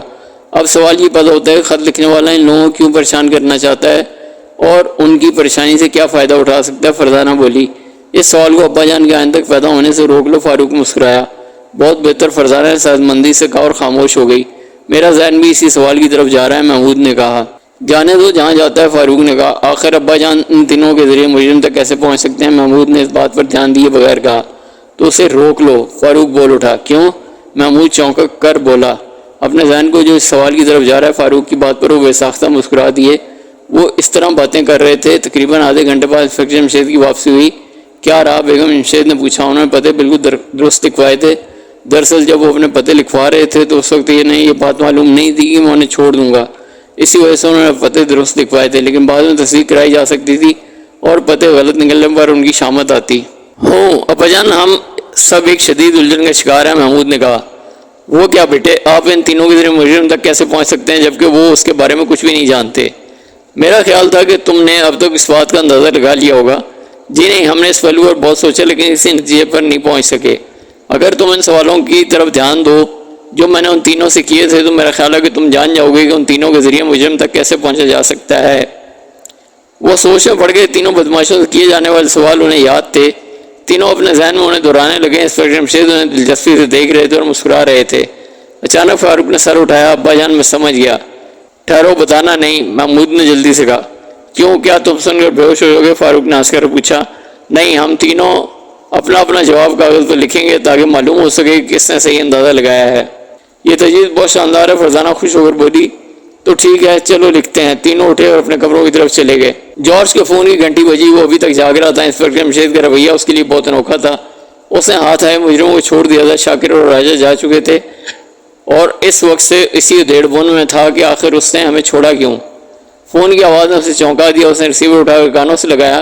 دوسری طرف سے کھردری آواز آ رہی تھی۔ ہیلو، کیا رہا، کام ہو گیا؟ جی نہیں۔ کیا مطلب؟ دوسری طرف سے سخت لہجے میں کہا گیا۔ عین وقت پر وہاں ڈی آئی جی اور کچھ دوسرے پولیس آفیسر آ گئے۔ اوہ، پھر یہ ہوا کہ جارج نے جو کچھ ہوا تھا وہ دہرانا شروع کر دیا۔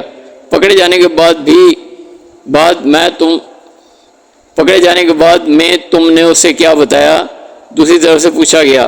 کچھ بھی نہیں، البتہ اسے اپنے نام اور پتے ضرور بتائے تھے، کیونکہ اس وقت ہمیں معلوم نہیں تھا کہ وہ ہمیں چھوڑ دے گا۔ خیر کوئی بات نہیں، تم حیران ہوئے کہ اس نے تمہیں کیوں چھوڑا؟ جی ہاں، وہ بیوقوف ہے۔ کیا مطلب؟ وہ تم تینوں کے ذریعے مجھ تک پہنچنا چاہتا ہے۔ ارے یہ کیسے ہو سکتا ہے؟ وہ تو آپ کے بارے میں کچھ بھی نہیں جانتا۔ اس لیے تو میں کہہ رہا ہوں نا کہ وہ بیوقوف ہے۔ جی، اب ہمارے لیے کیا حکم ہے؟ تمہارا اس میں کوئی قصور نہیں ہے۔ اس کی قسمت تھی جو بچ گیا۔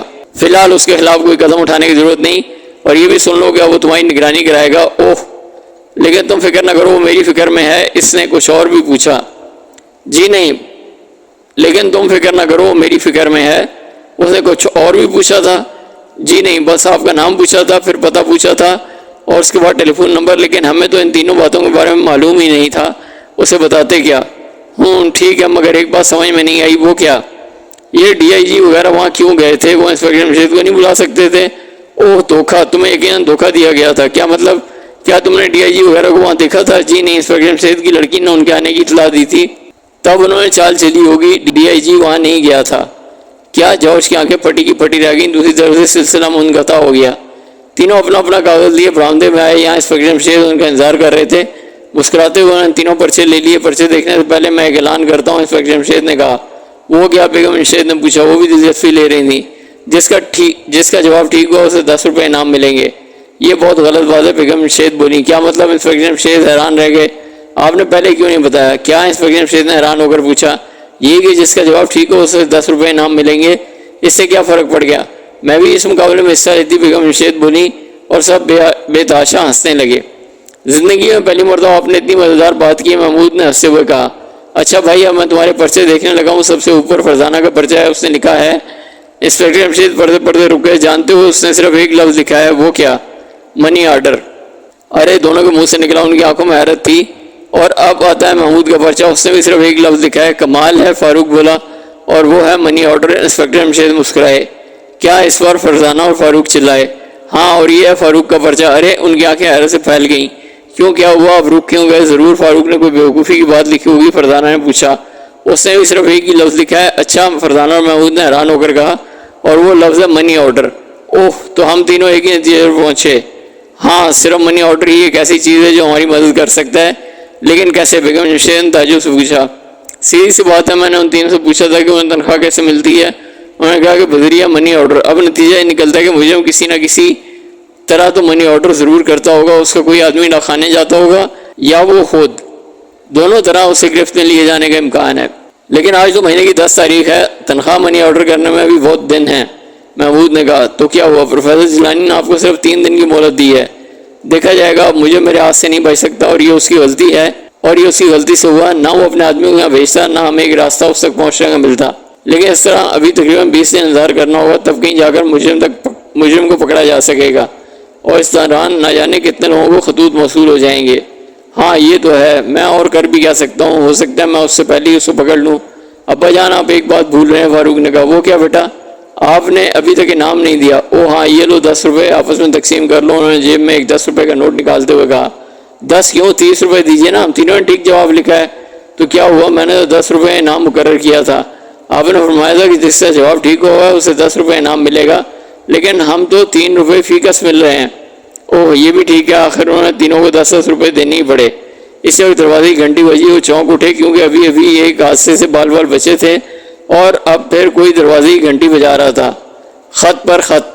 میں دیکھوں ابا جان کون ہے؟ دروازے پر محمود نے پوچھا۔ نہیں تم نہیں، میں دیکھتا ہوں، یہ کہہ کر انہوں نے جیب سے پستول نکال لیا اور دروازے کی طرف بڑھے۔ اسی وقت دوبارہ دستک دی گئی، انہوں نے سخت لہجے میں پوچھا کون ہے؟ میں ہوں جمشید۔ دروازہ کھلا، آواز سن کر وہ چونک اٹھے تو ان کے ڈی آئی جی کی آواز تھی۔ انہوں نے دروازہ کھول دیا، ڈی آئی جی کے چہرے پر فکر مندی کے آثار تھے۔ خیر تو ہے، دروازہ بند کیے بیٹھے ہو اور پوچھے بغیر دروازہ نہیں کھولتے؟ اندر آ جائیے، حالات کچھ ایسے ہی ہیں۔ حالات کیا مطلب؟ چلیے بتاتا ہوں۔ وہ انہیں اندر لے آئے، چاروں انہیں دیکھتے ہی کھڑے ہو گئے۔ السلام علیکم ان کے منہ سے بیک وقت نکلا۔ ہیلو بچوں، تم تینوں کیسے ہو اور آپ کا کیا حال ہے؟ بس ٹھیک ہی ہیں، بیگم جمشید نے جواب دیا۔ پھر چائے بنانے کے لیے اندر چلی گئی۔ میرا خیال ہے ڈرائنگ روم میں چلتے ہیں، ڈی آئی جی نے کہا۔ ان سے کچھ چھپانے کی ضرورت نہیں، ہم ابھی ابھی ایک حادثے کا شکار ہوتے ہوتے بچے ہیں۔ کیا مطلب؟ ڈی آئی جی چونکے، وہ اب کرسی پر بیٹھ چکے تھے۔ جواب میں انہوں نے ساری بات بتا دی۔ تو وہ تینوں اب کہاں ہیں؟ حوالات میں؟ جی نہیں، میں نے انہیں چھوڑ دیا۔ کیا کہا تم نے؟ انہیں چھوڑ دیا؟ جی ہاں، لیکن کیوں؟ تم نے ایسا کیوں کیا؟ کیا یہ خلاف قانون نہیں؟ انہیں گرفتار کر لیا جاتا تو مجھے پکڑے جانے کا کوئی امکان نہیں تھا۔ وہ کیسے؟ جی ہاں، میں ان کے ذریعے سے مجرموں کو پکڑوں گا، لیکن انہیں تو مجھے متعلق کچھ معلوم ہی نہیں۔ جی ہاں، لیکن میں نے بھی ایک جال بچھانے کا پروگرام بنایا ہے۔ خیر جیسے تمہاری مرضی، لیکن خیال رہے کہ 3 دن کے اندر اندر ہی مجرموں کو پکڑا جانا چاہیے۔ کیوں؟ ابھی تو تم نے کہا تھا کہ مجرم کے لیے جال بچھا رہے ہو، انہوں نے کہا۔ جی ہاں، لیکن یہ پروگرام اس ماہ کی آخری تاریخوں سے شروع ہوگا۔ میں سمجھا نہیں۔ دراصل میں ابھی کچھ وضاحت نہیں کر سکتا۔ کیوں؟ ہو سکتا ہے میں اپنے مقصد میں کامیاب نہ ہو سکوں۔ اچھا خیر، تم نے یہ نہیں پوچھا کہ میں اس وقت یہاں کیوں آیا ہوں؟ میں خود حیران ہوں، آپ نے مجھے بلوا لیا ہوتا۔ یہی بڑی مصیبت ہے، تمہارے گھر میں فون نہیں ہے، میں خود ہی نہیں لگواتا۔ ہاں میں جانتا ہوں، فرمائیے، میں آپ کو پریشان پا رہا ہوں۔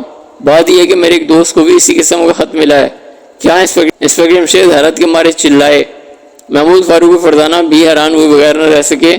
ہاں یہ دیکھو، انہوں نے جیب سے نیلے رنگ کا لفافہ نکالتے ہوئے کہا۔ انسپکٹر جمشید نے لفافے میں سے کاغذ کا پردہ نکالا، اس پر وہی جملہ لکھا تھا، تم الو ہو۔ آخری شخص چاہتا کیا ہے؟ ڈی آئی جی بولے۔ ابھی تک تو میں نہیں سمجھ سکا، کیا وہ ہم سب کو پریشان کرنا چاہتے ہیں یا محض مذاق کر رہا ہے؟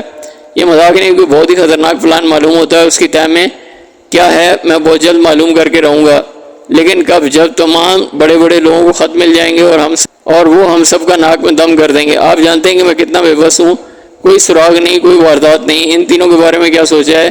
ان کی نگرانی انسپکٹر کرام اس سے ماتحت کر رہے ہیں۔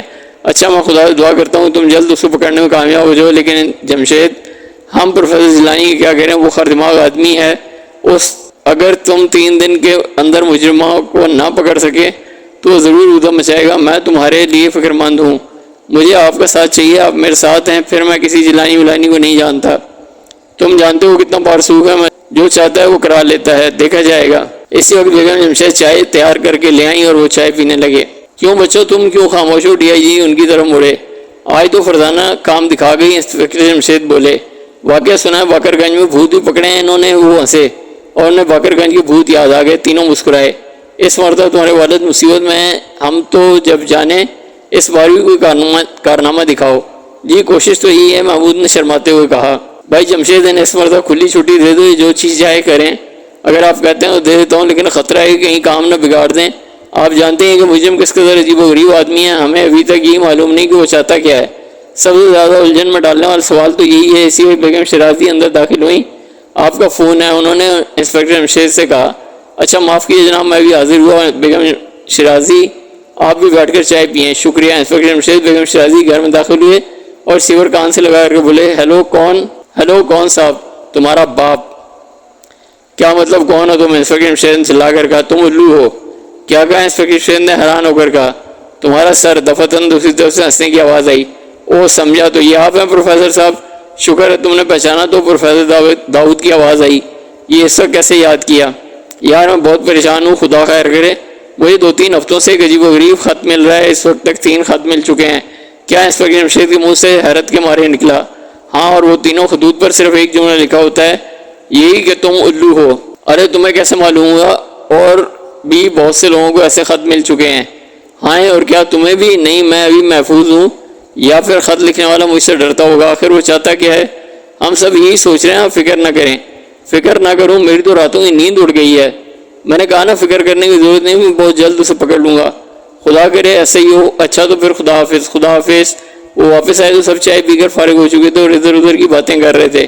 کون تھا فون پر؟ ڈی آئی جی نے پوچھا۔ پروفیسر داؤد تھے۔ ارے پروفیسر انکل، ہاں وہ بھی علوم میں شامل ہو چکے ہیں کیا؟ ان سب کے منہ سے نکلا۔ 3 دن گزر گئے، انسپکٹر جمشید خطوط لکھنے والے کو گرفتار نہ کر سکے اور اس دوران اور بھی لوگوں کو بالکل ایسے ہی خطوط ملے۔ یہ تمام لوگ بھی بہت اہم تھے۔ تیسرے دن پروفیسر جیلانی غصے میں بفرا محکمہ سراغرثانی کی عمارت میں داخل ہوا اور سیدھا ڈی آئی جی کمرے کی طرف چلا گیا۔ پھر انسپکٹر جمشید کو بھی اس طرف جاتے ہوئے دیکھا گیا۔ انسپکٹر جمشید پرسکون انداز میں کمرے میں داخل ہوئے، السلام علیکم کہہ کر کرسی پر بیٹھ گئے۔ پروفیسر جیلانی کا چہرہ غصے سے سرخ ہو رہا تھا۔ کہاں ہے وہ خط لکھنے والا؟ 3 دن گزر چکے ہیں، ابھی تک نہیں پکڑا جا سکا۔ کیا کہا؟ نہیں پکڑا جا سکا؟ وہ گرجا۔ جی ہاں۔ کیوں شیخ صاحب، یہ کیا بات ہے؟ وہ ڈی آئی جی سے مخاطب ہوا۔ ڈی آئی جی کو سب شیخ صاحب کہتے تھے۔ کیا کیا جائے، ہم نے اپنی پوری کوشش کی ہے لیکن ابھی تک کوئی بھی سراغ نہیں ملا اور بیچارے جمشید نے دن رات محنت کی ہے۔ ہاں آپ تو اس کی طرفداری کریں گے، آپ کا ماتحت جو ٹھہرا۔ خیر میں دیکھوں گا کہ اس سلسلے میں کیا کیا جا سکتا ہے۔ وہ اٹھ کھڑا ہوا۔ آپ سنیے تو صحیح۔ ڈی آئی جی نے روکنے کی کوشش کی لیکن وہ کمرے سے جا چکے تھے۔ یہ بہت برا ہوا، ڈی آئی جی صاحب بولے۔ کوئی بات نہیں، جو خدا کرتا ہے بہتر ہی کرتا ہے۔ یہ بہت خبیث آدمی ہے، دیکھا جائے گا۔ ویسے تم کہاں تک پہنچے ہو؟ ابھی تک وہیں ہوں۔ ان تینوں کے برابر نگرانی ہو رہی ہے لیکن شاید مجرم نے ان سے کام لینا بند کر دیا۔ تو پھر انہیں گرفتار کیوں نہیں کر رہے تھے؟ نہیں، میں انہیں چارے کے طور پہ استعمال کروں گا۔ میں تو پروفیسر جیلانی کی طرف سے فکر مند ہوں۔ وہ کیا کر لے گا؟ انسپکٹر جمشید نے اس لہجے میں کہا۔ یہ نہ کہو، اس کے تعلقات بہت دور تک ہیں۔ اور کیا آپ نہیں جانتے کہ میری خدمات بھی کوئی ڈھکی چھپی نہیں ہیں؟ ہاں تمہاری رسائی بھی ہے لیکن چھوڑیے بھی۔ اچھا خدا تمہاری مدد کرو، تم جلدی اس منحوس کو گرفتار کر لو۔ شکریہ۔ انسپکٹر جمشید اٹھ کھڑے ہوئے۔ وہ اپنے کمرے میں آئے تو سیٹھ ابراہیم کو انتظار کرتے ہوئے پایا۔ میں 15 منٹ سے آپ کا انتظار کر رہا ہوں۔ اوہ مجھے افسوس ہے، بچوں نے آپ کو ایک خط دکھایا ہوگا۔ جی ہاں۔ کیا اس کے متعلق معلوم ہے یہ حرکت کون کر رہا ہے؟ جی نہیں، ابھی تک نہیں۔ اور مجھے ایک اور خط ملا ہے، سیٹھ ابراہیم نے بتایا۔ اوہ بالکل ویسا ہی۔ ہاں میں آج کل اسی کیس پر کام کر رہا ہوں، آپ فکر نہ کریں۔ لیکن سوچ کر میرا تو سر چکرانے لگا ہے۔ ہر وقت صرف یہی سوچتا رہتا ہوں خط لکھنے والا کون ہے اور وہ چاہتا کیا ہے۔ ہاں میں جانتا ہوں اس وقت تک جتنے لوگوں کو بھی خط ملے ہیں وہ سب پریشان ہیں، ان سب کا یہی حال ہے جو آپ کا ہے۔ کیا مطلب؟ کیا کچھ اور لوگوں کو بھی اس قسم کے خط ملے ہیں؟ سیٹھ ابراہیم نے کہا۔ جی ہاں، ان میں سے پروفیسر جیلانی، سیٹھ امداد علی اور پروفیسر داؤد بھی شامل ہیں۔ ارے حیرت ہے۔ جی ہاں، ہم سب حیران ہیں۔ خدا خیر کرے، کیا نئی مصیبت آئی ہے؟ آپ بے فکر رہیں اور جب بھی کوئی خط ملے وہی صرف فون پر اطلاع دے دیں، یہاں آنے کی تکلیف نہ کریں، اور اگر خط کے الفاظ میں کوئی تبدیلی آئے تو وہی مجھے بتا دیں۔ اچھا۔ سیٹھ ابراہیم اٹھ کھڑے ہوئے۔ ان کے نکلتے ہی چپڑاسی نے اندر آ کر بتایا، باہر سیٹھ امداد علی آپ سے ملنے کے لیے بیٹھا ہے۔ انسپکٹر جمشید نے چلا کر سر دونوں ہاتھوں میں تھام لیا۔ معطلی۔ دوسرے دن صبح آئی جی صاحب کو بلاوا آ گیا۔ انسپکٹر جمشید سمجھ گئے، مسکراتے ہوئے اپنی سیٹ سے اٹھے اور آئی جی صاحب کے کمرے میں پہنچ گئے۔ Good morning sir. مارننگ بھائی، یہ کیا ماجرا ہے؟ آپ کا اشارہ کس طرف ہے؟ پروفیسر جیلانی کی طرف۔ یہ اس نے کیا ادھم مچایا ہوا ہے؟ انسپکٹر جمشید نے شروع سے ساری بات انہیں بتا دی۔ ہوں ٹھیک ہے، تمہارا کوئی قصور نہیں، حالات ہی ایسے ہیں، مگر میں بھی مجبور ہوں۔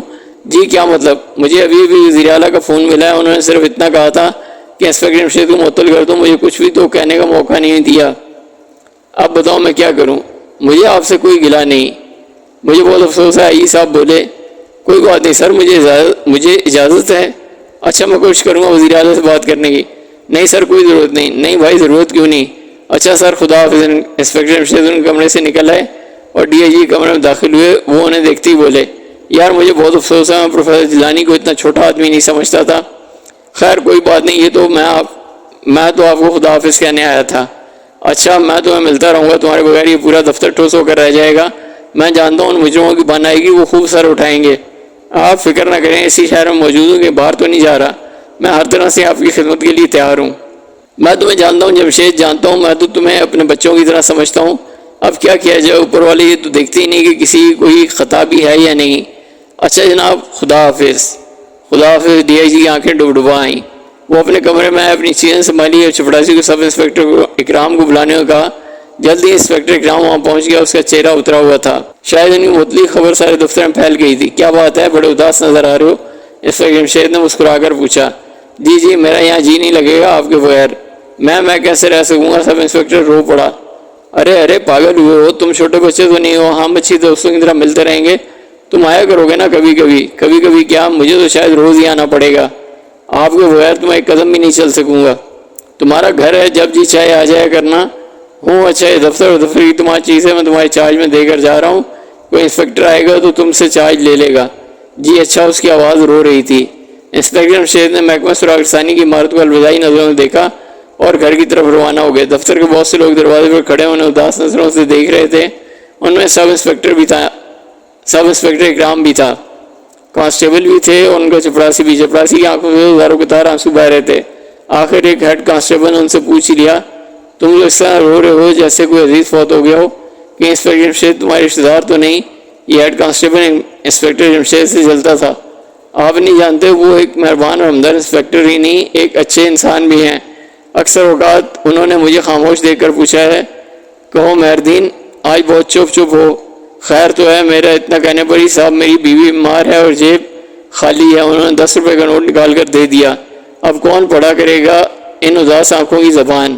خاموش ہونٹوں کی باتوں کو کون سنا کرے گا؟ اور تم کہتے ہو میں نہ رہوں؟ انسپیکٹر جمشید وقت سے پہلے گھر پہنچے۔ بیگم جمشید کا ماتھا ٹھنکا۔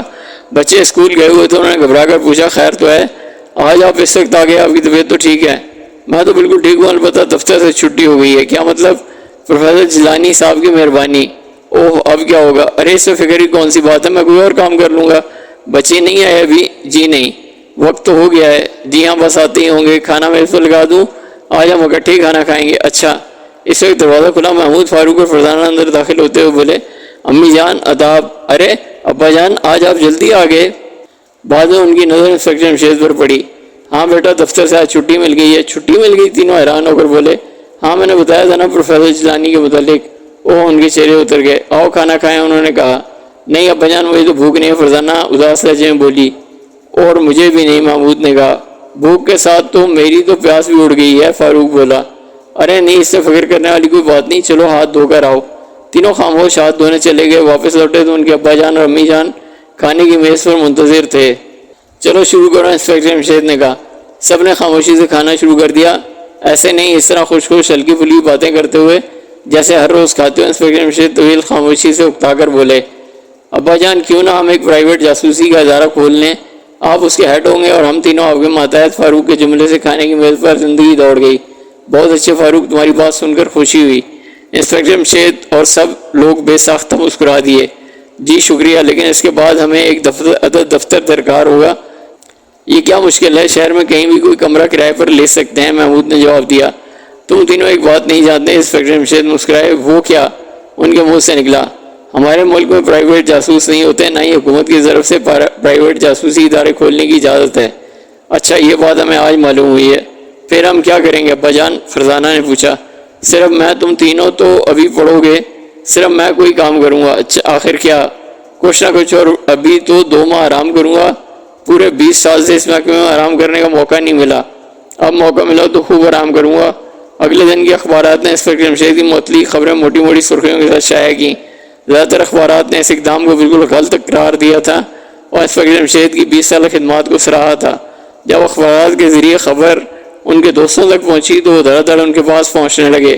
اس دن یوں بھی اتوار تھا اور خان نمان تو بیوی بچوں سمیت آئے تھے۔ یار یہ کیا سن رہا ہوں؟ وہ آتے بلند آواز میں چلائے، کوئی خاص بات نہیں، آؤ بیٹھو بھابھی آداب۔ آداب، شہناز بیگم نے کہا اور بیگم جمشید سے باتیں کرنے لگیں۔ حامد، سرور اور ناز ان تینوں کے پاس بیٹھ گئے۔ اب یہاں 3 محفلیں جم جائیں گی، عورتوں کی الگ، بچوں کی الگ اور بوڑھوں کی الگ۔ خان رحمان مسکرائے۔ کیا تم بوڑھے ہو گئے؟ انسپیکٹر جمشید ہنسے۔ اور تم اپنے آپ کو جوان خیال کرتے ہو؟ خان رحمان نے پوچھا۔ کیوں، مجھے کیا ہوا ہے، کس طرح سے بوڑھا نظر آتا ہوں؟ ارے بال نہیں دکھتے، ان میں کتنے ہی سفید والوں کا اضافہ ہو گیا ہے۔ چھوڑو بھی، یہ سوچ کی وجہ سے ہوئے ہیں۔ اچھا چھوڑ دیا، اب یہ بتاؤ کہ کیا پکڑوں؟ یہاں تو کوئی پانی کا تالاب بھی نہیں کہ مچھلیاں پکڑنے بیٹھ جاتا۔ کیوں نہ بیگم کی چھٹیاں پکڑ لوں؟ خان رحمان ایک سانس میں کہہ گئے۔ دونوں خواتین اور سب بچے بے تحاشا ہنس رہے تھے۔ تو یہ ہے آتے ہی شروع ہو گئے، شہناز بیگم بولی۔ تو کیا جاتے وقت شروع ہوتا؟ خان رحمان نے اپنی عادت کے مطابق کہا۔ ان سب کی ہنسی نکل گئی۔ انکل ظہور کا کیا حال ہے؟ فاروق نے خان رحمان سے پوچھا۔ بالکل ظہور۔ انکل ظہور؟ کون انکل ظہور؟ بیٹے میں تو کسی انکل ظہور کو نہیں جانتا۔ بیگم تمہیں معلوم ہے یہ انکل ظہور کون ہے؟ وہ انکل ظہور کی گردان کرتے چلے گئے۔ جی انکل، تو میں نے آپ کو کہا تھا۔ فاروق کو ہنسی روکنا مشکل ہو رہا تھا، یہی حال دوسروں کا تھا۔ مجھے کہا تھا، لیکن مجھے تو انکل رحمان کہتے ہو۔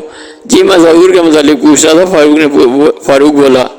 ظہور خان نعمان کا ملازم تھا، بہت ہی سیدھا سادہ، آئے دن اس کی شامت آئی رہتی تھی۔ خان نعمان معمولی بات پر بھی اسے کان پکڑوا دیتے تھے۔ اچھا وہ ظہور کل اس نے صرف 34 مرتبہ کان پکڑے تھے، آج کے متعلق کچھ نہیں کہہ سکتا کیونکہ یہاں آ گئے ہیں۔ اس وقت دروازہ زوردار آواز کے ساتھ کھلا۔ یہ ضرور پروفیسر داؤد ہوں گے، بیگم جمشید نے کہا، کیونکہ پروفیسر داؤد جب بھی آتے تھے دروازہ زور سے کھولتے تھے اور اندر چلے آتے تھے۔ انہوں نے بھی کبھی گھنٹی بجانے کی ضرورت محسوس نہیں کی تھی۔ حد ہو گئی، میں تم سے سخت ناراض ہوں جمشید، وہ دروازے میں داخل ہوتے ہوئے چلائے، حالانکہ وہاں سے انہیں کوئی بھی نظر نہیں آ رہا تھا۔ پروفیسر انکل تینوں بچوں کے منہ سے نکلا۔ اسی وقت وہ وہاں پہنچ گئے۔ شائستہ ان کی بیٹی ان کے ساتھ تھی۔ السلام علیکم، انہوں نے کہا۔ وعلیکم السلام، بہت سی آوازیں ایک ساتھ ابھری۔ ارے یہاں تو بڑے بڑے گھاک بھی بیٹھے ہیں۔ پروفیسر داؤد نے خان نعمان کو دیکھ کر کہا۔ وہ دونوں ہی بیٹھ چکے تھے۔ آپ کے تو شاگرد ہی ہیں، خان نعمان مسکرائے۔ تم اپنی شرارتوں سے کبھی باز بھی رہا کرو، ننھے سے بچوں کی طرح ہر وقت شرارتیں کرتے رہتے ہو، پروفیسر بولے۔ اسی کو زندگی کہتے ہیں۔ اچھا مجھے آج ہی معلوم ہوا ہے، اور ہاں تم بتاؤ عقلمند، تم نے مجھے کل فون پر اطلاع کیوں نہیں دی؟ میں دیکھ لوں گا اس پروفیسر جیلانی کے بچوں کو اور کر لوں گا بات وزیر اعلیٰ سے بھی۔ پروفیسر داؤد ملک کے بہت بڑے سائنسدان تھے اور کوئی معمولی حیثیت کے آدمی نہیں تھے۔ اس وقت تک انہوں نے بہت سی مفید ایجادات کی تھیں جن کی وجہ سے ملک اپنے پاؤں پر کھڑا رہنے کے قابل ہوا تھا۔ نہیں، کسی سے کوئی بات کرنے کی ضرورت نہیں۔ کیوں بھلا یہ کیا بات ہوئی؟ میں آرام کرنا چاہتا ہوں، کم از کم 2 ماہ بعد کچھ کرنے کے بارے میں سوچوں گا۔ ارے لعنت بھیجو ملازمت پر، اور اسی وقت میرے کپڑے کی مل کی جنرل مینیجری سنبھال لو، خان نعمان غصے سے چلائے۔ اور میں کہتا ہوں میرے ساتھ آ کر کام کرو میرے اسسٹنٹ کی حیثیت سے، پروفیسر داؤد بولے۔ لاہور والا قوت بھلا کہاں ایک جنرل مینیجر اور کہاں ایک لیبارٹری کا اسسٹنٹ؟ خان نعمان برا سا منہ بنا کر بولے۔ ایک سائنسدان کا اسسٹنٹ کوئی معمولی آدمی نہیں ہوتا، پروفیسر داؤد نے جواب دیا۔ تو کیا کسی مل کا جنرل مینیجر معمولی آدمی ہوتا ہے؟ خان نعمان نے ترکی و ترکی جواب دیا۔ اب میں بحث میں تو تم سے جیت نہیں سکتا، تم ٹھہرے جوان، میں بوڑھا۔ لو بھائی اب میں جوان ہو گیا، میں تو کبھی کا بوڑھا ہو چکا ہوں۔ اچھا، پروفیسر داؤد نے حیران ہو کر کہا۔ ان کے معصومانہ انداز پر سب کو ہنسی آ گئی۔ اس کے بعد تو سلسلہ شروع ہو گیا لوگوں کے آنے کا۔ یہاں سیٹھ ابراہیم آئے، سب سے پہلے سیٹھ ابراہیم آئے، پھر واصف آیا، اس کے بعد ناہید بھی تھی۔ ناہید کو واصف نے ان سے مانگ لیا تھا اور اپنی بیٹی بنا لیا تھا۔ ناہید کو دیکھ کر تینوں بچے بہت خوش ہوئے۔ یہ محفل رات کے اس طرح جاری رہی، لوگ آتے رہے جاتے رہے۔ خان نعمان اور پروفیسر داؤد، واصف اور سیٹھ ابراہیم تو سب سے آخر میں رخصت ہوئے۔ خط لکھنے والا انسپکٹر جمشید کی معطلی کو 15 دن گزر گئے۔ اس دوران میں خط لکھنے والے نے شہر میں ہلچل سی مچا دی۔ ہر اونچی ملازمت کرنے والے کو خط مل رہے تھے، جس سے دیکھو وہی دوڑا چلا جا رہا تھا پولیس اسٹیشن کی طرف یا محکمہ سراغ رسانی کے دفتر۔ فون پر فون کھڑکائے جا رہے تھے، لوگ جھنجھلا رہے تھے، چیخ رہے تھے، اپنے بال نوچ رہے تھے۔ 15 دن میں لوگوں کی حالت ہو گئی کہ وہ اپنے کاموں سے لاپرواہ ہو گئے اور ہر وقت اسی چکر میں رہنے لگے کہ آخر خط لکھنے والا چاہتا کیا ہے۔ اب تو اس کے بارے میں ہر روز اخبارات میں بھی آنے لگا تھا۔ اخبارات کی سرخیاں کچھ اس قسم کی ہوتی، فلاں آفیسر کو بھی خط مل گیا، فلاں صاحب بھی الو ہیں، وہ بھی الو میں شامل ہو گئے، فلاں صاحب نے جلاٹ میں اپنا سر دیوار سے دے مارا۔ غرض ہر روز طرح طرح کی سرخیاں جمنے لگیں۔ اس وقت تک شہر کے تقریباً تمام سرکاری ملازموں، بڑے آفیسروں، مل مالکان اور بڑے بڑے تجارت پیشہ حضرات کو خط مل چکے تھے۔ حکمران پارٹی کے بہت سے لوگوں کو بھی خط ملے تھے۔ سب انسپکٹر شام کے وقت انسپکٹر جمشید کے ہاں بیٹھا ان سے باتیں کر رہا تھا۔ شہر میں تو قیامت مچی ہوئی ہے، میں جانتا ہوں، انسپکٹر جمشید مسکرائے۔ سب کے سب چکر پر چکر کھا رہے ہیں، کسی کی سمجھ میں نہیں آتا کہ کیا کیا جائے۔ ابھی تک مجرم کا سراغ نہیں ملا، اس کا تو نام و نشان بھی نہیں معلوم۔ آپ ہوتے ہوئے شاید اس وقت تک مجرم پکڑا جا چکا ہوتا۔ یہ نہ کہو مجرم بہت ذہین ہے، میرے پاس اس کے خلاف کوئی ثبوت نہیں ہے۔ تو کیا آپ مجرم کو جانتے ہیں؟ ہاں۔ کیا کہا؟ آپ مجرم کو جانتے ہیں؟ فرزانہ چیخ کر بولی۔ سب کے منہ حیرت سے کھلے رہ گئے۔ ہاں۔ ارے تو آپ اسے پکڑوا کیوں نہیں دیتے؟ وہ نہیں پکڑا جا سکتا۔ کیوں؟ ثبوت؟ ہمارے پاس کوئی ثبوت نہیں ہے۔ اور وہ کیا چاہتا ہے؟ اکرام نے پوچھا۔ جس نے مجھے یہ بات معلوم ہوگی میں اس کے خلاف کوئی ثبوت حاصل کر لوں گا۔ ابا جان کچھ دن پہلے کی ایک بات آپ کو یاد ہے؟ محمود نے کہا۔ کون سی بیٹا؟ وہ منی؟ ہاں مجھے یاد ہے۔ انسپکٹر جمشید نے اس کا جملہ مکمل ہونے سے پہلے ہی کہا۔ وہ نہیں چاہتے تھے کہ اکرام کے سامنے منی آرڈر کا ذکر آئے۔ محمود بھی اس بات کو بھانپ گیا، اسی لیے خاموش ہو رہا۔ آپ نے بتایا نہیں؟ خط لکھنے والا کون ہے؟ اکرام نے پوچھا۔ تم جانتے ہو میں یہ نہیں بتاؤں گا۔ جی ہاں، لیکن شہر میں سے مصیبت آئی ہوئی، عوام پریشان ہے، آپ کو کچھ نہ کچھ تو کرنا چاہیے۔ کروں گا، ضرور کروں گا، لیکن ابھی وقت نہیں آیا۔ آخر کب پکڑیں گے آپ مجرم کو؟ میں نہیں پکڑوں گا، تم پکڑو گے، میں تو معطل ہو چکا ہوں۔ یوں ہی صحیح، بہت جلد جب میرا منصوبہ مکمل ہو جائے گا تو میں تمہیں بلا لوں گا۔ میں اس دن کا بے چینی سے انتظار کروں گا۔ میری جگہ کون کام کر رہا ہے؟ انسپکٹر فاضل۔ اس کا کیا حال ہے؟ بس کچھ نہ پوچھیے، پورا دن ناشتہ پھرتا ہے، فون پر فون آتے ہیں، کبھی آئی جی بلا رہے ہیں، کبھی ڈی آئی جی، بیچارے کا ناک میں دم آیا ہوا ہے۔ اچھا خیر تھوڑے دن کی پریشانی اور ہے۔ اکرم اٹھ کھڑا ہوا۔ سب انسپکٹر اکرم انسپکٹر فاضل سے باتیں کر رہا تھا۔ بھائی میں تو اس جگہ اگر پھنس گیا، پورے شہر میں قیامت سی آئی ہوئی ہے، یہ خاموش آگ ہے جو سلگ رہی ہے۔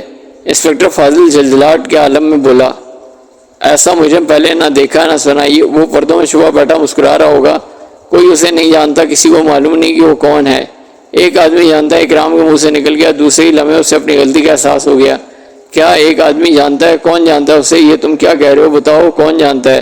انسپکٹر جمشید مجبوراً اکرام کو بتانا پڑا، کیونکہ اس کے منہ سے بات نکل چکی تھی۔ یہ تم کیا کہہ رہے ہو؟ اگر انسپکٹر جمشید کو معلوم ہے تو اس نے اعلیٰ حکام کو اطلاع کیوں نہیں دی؟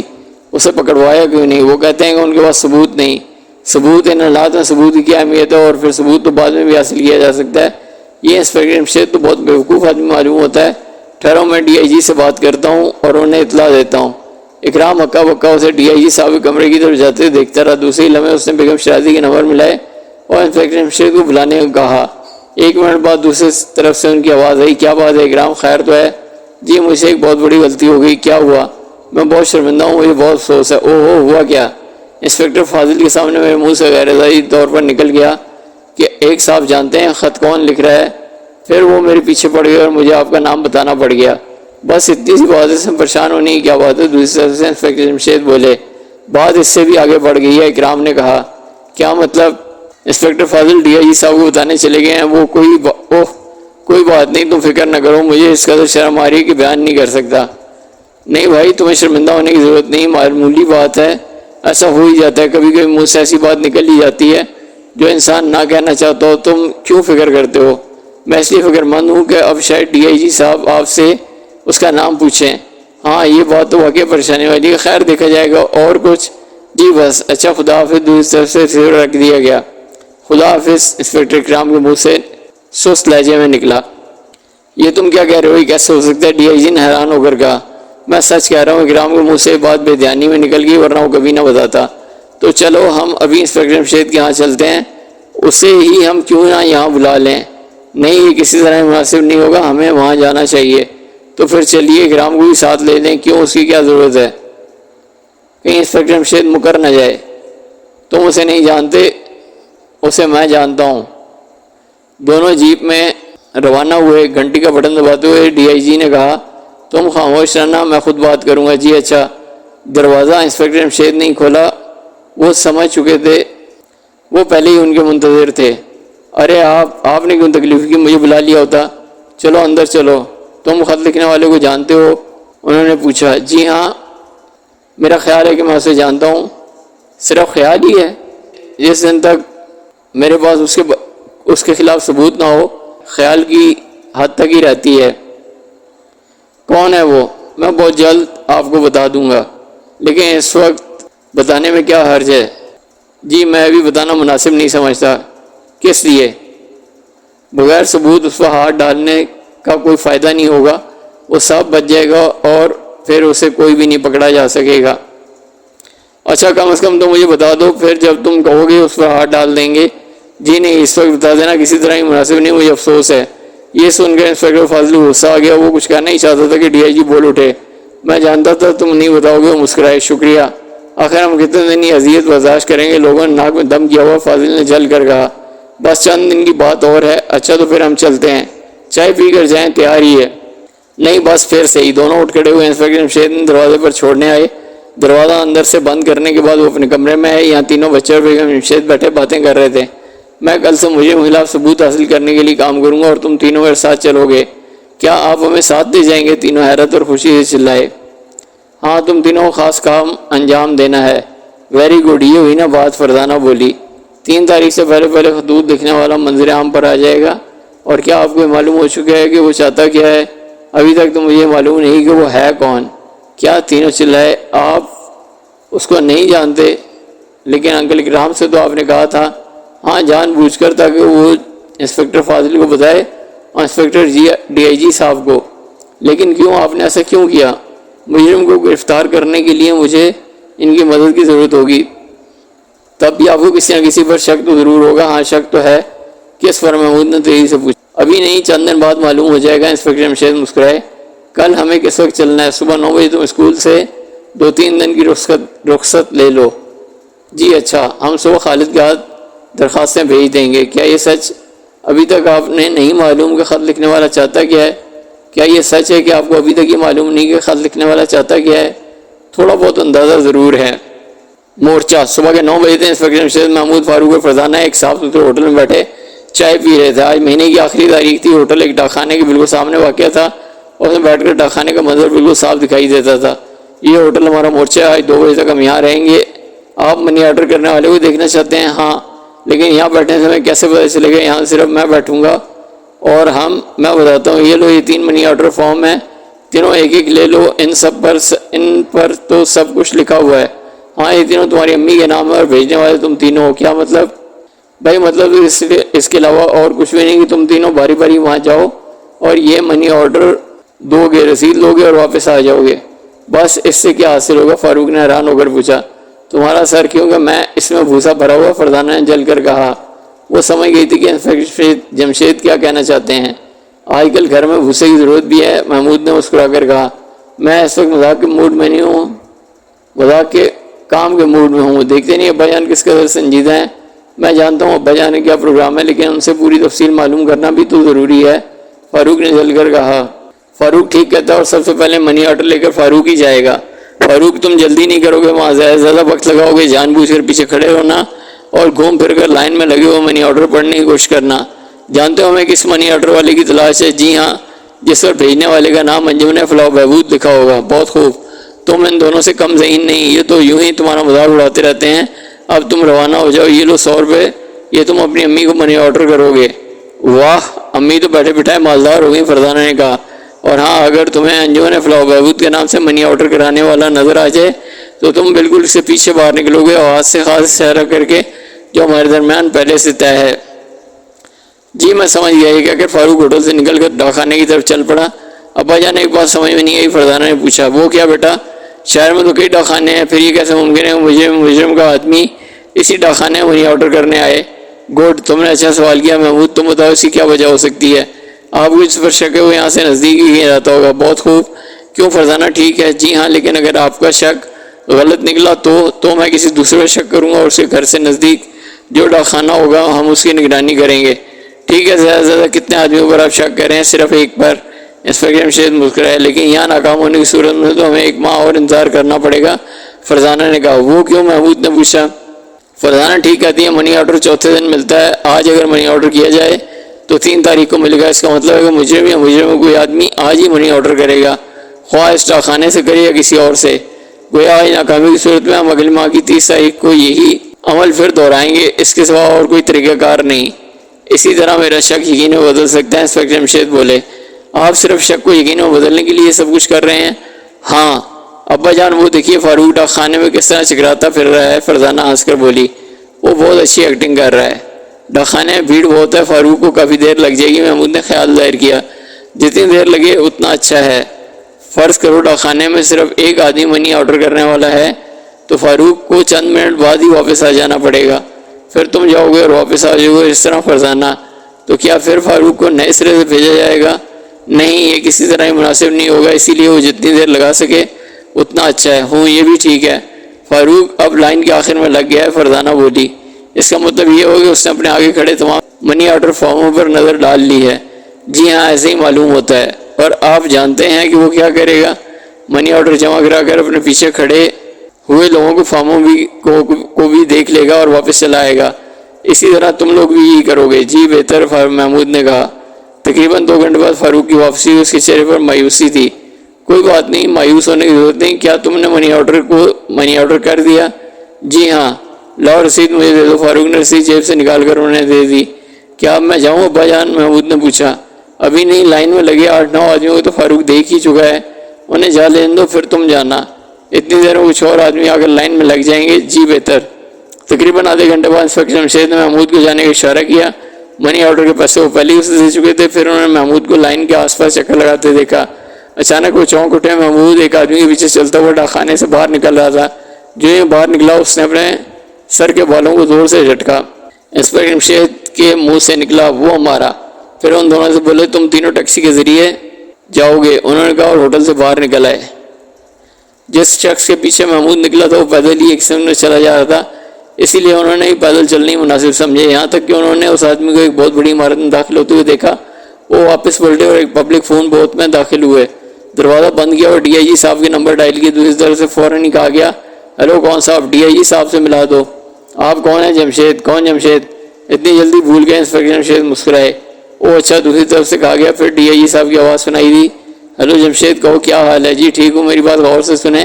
بلال گنج کے ٹخانے میں ہے بھی ایک منی آرڈر جمع کرایا گیا ہے. بھیجنے والے کا نام ہے انجمن فلاح بہبود.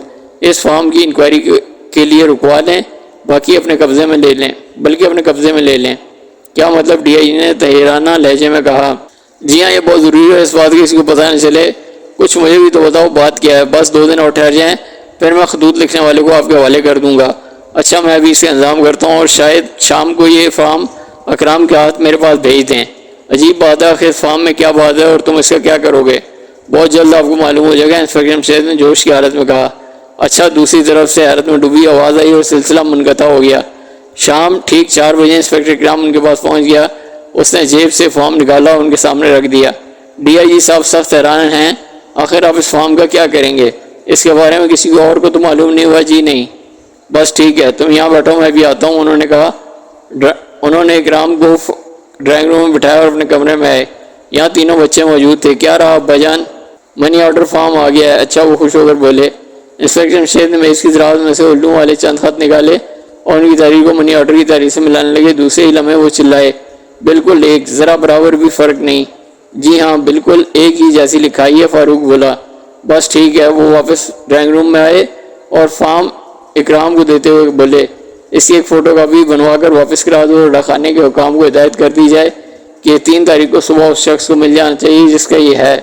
جی اچھا. اور 3 تاریخ کو صبح تم چند کانسٹیبلوں کے سمیت یہاں پہنچ جانا, پھر ہم شکار کو چلیں گے. جی بہتر.